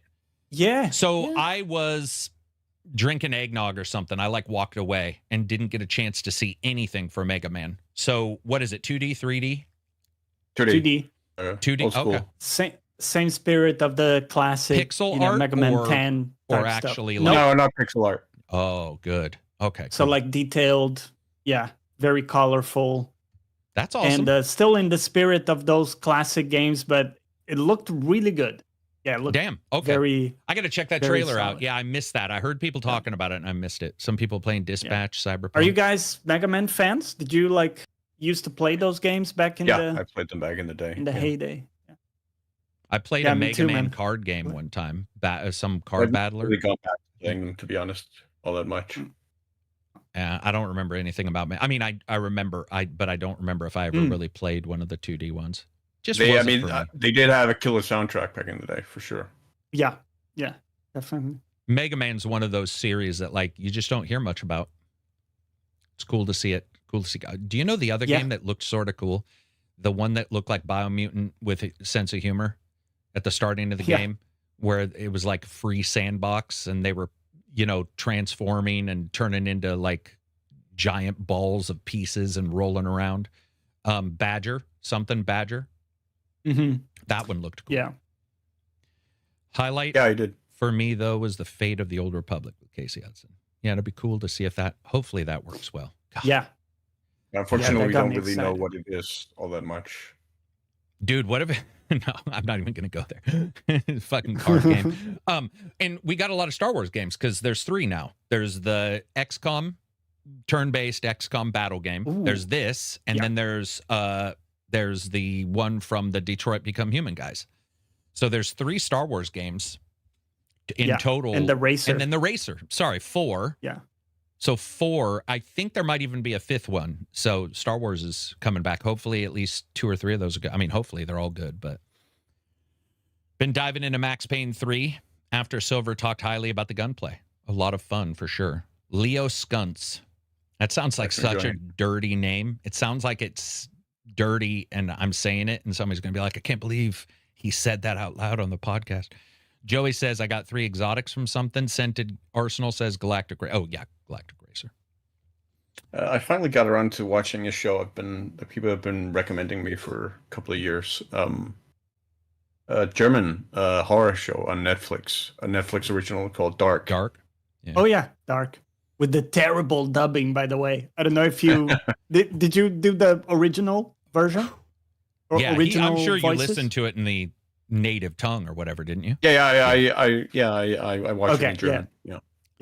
Yeah, that's the way to watch it. It's just the dubbing was disastrous.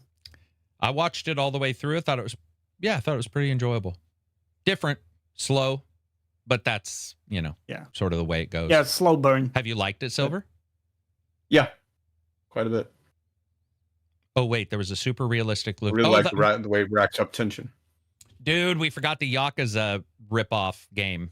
By the way, I say ripoff. It didn't look like a ripoff. It looked like it looked like a Yakuza game, but with the fat Yakuza character who went around beating he the was shit out of awesome. people. He was awesome. He was a unit, man. He reminded me a lot of Sammo Hung from back in That's the exactly day. who I thought it was. By the way, that is who I don't think it is. Maybe it's like a where they an homage, an homage. But dude, that's who I thought it was. The moment he showed up, I was like, and with the martial arts and stuff. But I thought that looked awesome. That looked incredible. Yeah. That was definitely. Gang of Dragon. And from the Yakuza creator.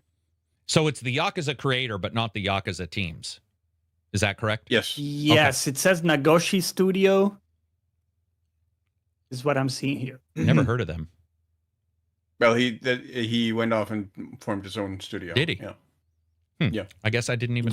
When did he leave? Like halfway through the Yakuza? I don't know specifically. Yeah, I didn't know. Friends and Neighbors on Apple TV is amazing. I haven't heard of that. That is good. It's with John Hamm. and he plays like a Isn't he classy, a thief or something? used to be rich but going into hard times guy, and he's now resorting to burglaring his friends' homes. This is a That's kind of documentary. no. I know, I'm joking. Yeah, it's pretty John Hamm just always John looks like he is hammered. John Like- Hamm does always look like he's the guy who's got one shirt of a business shirt untucked. And there was and this is before Mad Men. I've always felt this with him. There's something, he's a handsome guy, but there's something about him that always looks whiskey like for breakfast vibe. He's great. Yeah. How'd y'all like the first 4? Oh, yeah, Stranger Things. I finished that. I finished the first. I actually really liked the tonal change, which I think a lot of people won't like. But I was we rewatched 90% of the old series, and then I randomly jumped in, and I've actually enjoyed it. I mean, is it the greatest thing ever? No. But I think Stranger Things, like, I just enjoy in general, as long as it's not shit. And there hasn't been many episodes of Stranger Things that I think is shit. I think overall that's No, good. I'm liking it. Yep. For me, everything Definitely. with the David Harbour character, the last couple of seasons, and the Soviets was terrible. So you didn't like that? Okay. I would agree Like that entire arc. Yeah, it felt. So we rewatched it, and I'm fine with it. But it does that. Stranger Things, if there's any real issue they have, is that I feel that sometimes they feel like they need more than they actually do. Yeah. And so that arc, I remember we watched it this second time, and I remember going like, I'm fine with it, but it's almost like, look how world spanning we are. And I understand the connection to Russia and stuff, but I would agree. I mean, I liked it more than you, it sounds like, but I definitely feel like they have this, what's the term? Also, not ego, but I like also this feel word. like they have, and this is especially true now with what's happened in season 4. Not to give too many spoilers, but they don't really follow through. They really like setting you up for, oh, this character is dead, and then no, they aren't. They've done that in quite a few instances now throughout the run of the show, where it really kills any tension at all for me. Because they killed one person at the starting. One of the defining things of the show initially. Yeah, for me. Yeah, and I think that maybe through the 3rd season, you remember the first character dying in the first season, so you're like, okay, people can die. I will say though, I can't say, but in this season, there's something that happens in this the first 4 where I was like, it could turn out the way you're saying, and I was like, even I was like, that's I mean, there's in the second episode, it starts really, really well, where it seems like it establishes really, really significant stakes, and then it really sort of pulls back on that. It seems like significantly, and that felt to me, especially in the context of how they did that earlier as well with David Harbour's character. I feel like that really started to kill all the tension for me. The reason why I think tension is still there for me is that somebody that I loved died in season 3 or 4. The guitar scene, and I'll just say that. Right. And that was season 4. That rebought me into that somebody can die. But I also will say this: the moment he was introduced, I knew he would die. Yeah. Oh, really? Yes. And I hated myself for knowing, and I hated the show for doing it, but I also loved the show because of the way it was done. But I remember going, the moment that character is introduced, I'm telling you, like, he showed up and said like 3 lines, and I'm like, fuck. Because you could tell because of the age and the role that they took. I was like, God damn it. But at least there's some tension there. But I would agree, with that much shit going on, not many. It is a kids on bike genre where you're supposed to, well, it was. It kind of isn't anymore. Yeah. I don't think. I feel like it very much is, but that's just, I mean, fair enough. Well, if you ignore the David Harbour thing, which is certainly not kids on bikes and turns into a military movie. So or a heist movie. And by the way, the dumb shit that happens, let's leave Let's escape. Oh shit, we got to go back. And by the way, one of the reasons why I really despise the Mad Max movie, the new ones that came out, is because they did the same thing. They're like, we need to travel all this way. Whoops. We need to turn around. I hate that shit. And it happens in a lot of movies where they also did it in the first Black Panther, where they did a bunch of shit and then turned around and went right back. And I was like, what the fuck is going on? Guys. Yeah, it just seems like a plot twist that they think's cool. And I'm like, dude, what are we doing? But yeah, I agree with where you're going. Rewatching Supernatural. Yeah, Supernatural's good. Supernatural killed a lot of motherfuckers though. Supernatural was like, we don't care who they. I mean, they came back, because they're spirits, but they didn't come back all the time, except for Sam and Dean, who've been to hell more times than any fucking people in the universe. And they keep showing, Sammy, I'm gonna go find you in hell. Shows back up, and they have a little argument, and then they're back to killing ghosts. And you're like, all right, whatever. That was still kind of crazy, though. The whole thing with like him spending time in hell, and that because. And then going. I don't want to get into spoilers. Yeah, I just want to be careful with that. But that was insane to me. Except because I mean, it's they always show hell in like the typical way. You know. I know what you mean. Just like, but it was like many years, man. Yeah, in hell it was many years for him. Yeah, for sure. Like, I mean, it would technically be regardless. That's actually one of my problems is the amount of time. If it was hell, it would be timeless technically. So it wouldn't, and that, by the way, that's happened in some of my favorite fantasy novels when somebody goes to the abyss or to hell and they'll be like at sunrise. And I'll be like, dude, bitch, what? Like, why would hell have a sunrise? Well, what are we talking about? Why would that even matter? Why would you count the days down in hell? Like that makes no fucking sense at all, man. It would be hell.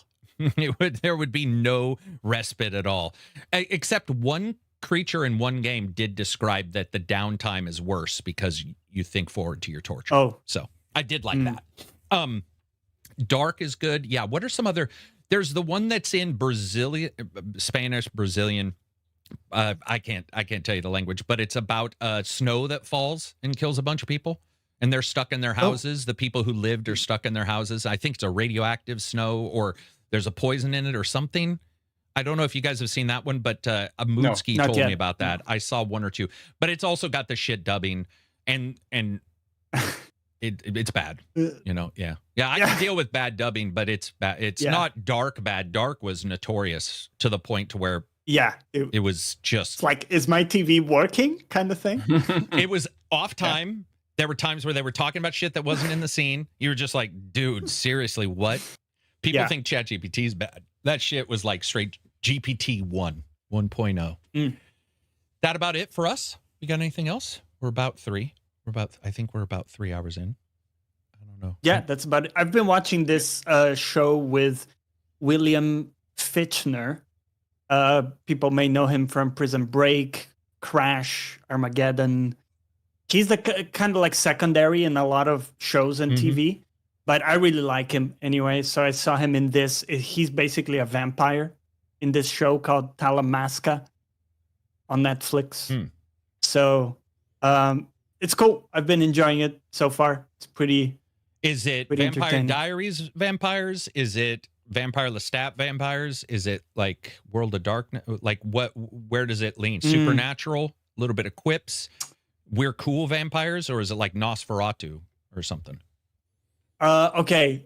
I gave you a lot of options. Okay, that's a tough range. Which one of the 27 options that I gave you? I'm just joking. Okay, so vampires are the bad guys for sure, but it's not like that level of gory. It's still a bit gory though. So it's kind of like Vampire Diaries is more the direction. Okay. Or like the level, I think. I think that's a fair comparison. But okay. Yeah, it's been interesting. It's on Netflix. I think it's just 6 episodes, so it doesn't take you a great deal of time. But they got a cool intrigue around the whole thing. I'll watch it. I like vampire stuff overall. Like I just think vampires are cool. A lot of times I see an actor that I like, and I'll just watch an entire show because they're in it. Like this guy. Hey, I saw him in a bunch of stuff. He's a vampire in this one. That's kind of cool. Yep. It just jumped in. And like we've talked about, once you see a B actor in one show, you start like, you're like, whole Amy Ecker was huge at the time of Supernatural. It was like Supernatural, person of interest, fucking just boom. Every show you turned on, you'd hear her voice, because her voice has it's a range to it's a very high and almost California girl without that accent. And the moment she talks, I'm like, oh, Amy Ecker's in this. And then she shows up, and then her husband shows up as a bad guy in every single show she shows up in. Like they're just calling each other on the phone, going, "I just got a job. You want me to put your name in the bin?" 30 Days of Night are probably the coolest and scariest vampires I've seen. Yeah, it was a pretty good show, pretty good movie. That it for us?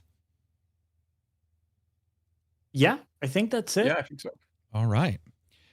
Let's see. From me, you'll see some previews. I got to look at the previews. I had some planned, got some done, and then the time for some of the games was pushed way out because the Game Awards, and then some didn't have dates. So I'm going to look at those, but got those ready. Got pretty efficient on those. Those are. I just got to look at the trailers too and make sure I have enough footage. It's always hard to get footage when you talk for 20 minutes when they've released 3-minute trailers, and you're like, oh shit. Yeah. And then reviews, still requesting code. There just isn't much coming out that like I can get code. I mean, I've asked for indie games and stuff, and if I get any, I'll definitely review those. But there isn't even really a lot of PR coming in. I think the Game Awards would probably aid up a lot of PR companies' time. So you should see hopefully some reviews, and then I'll do the what do you call it? The top games in January. I got to look at that too. Top games in January.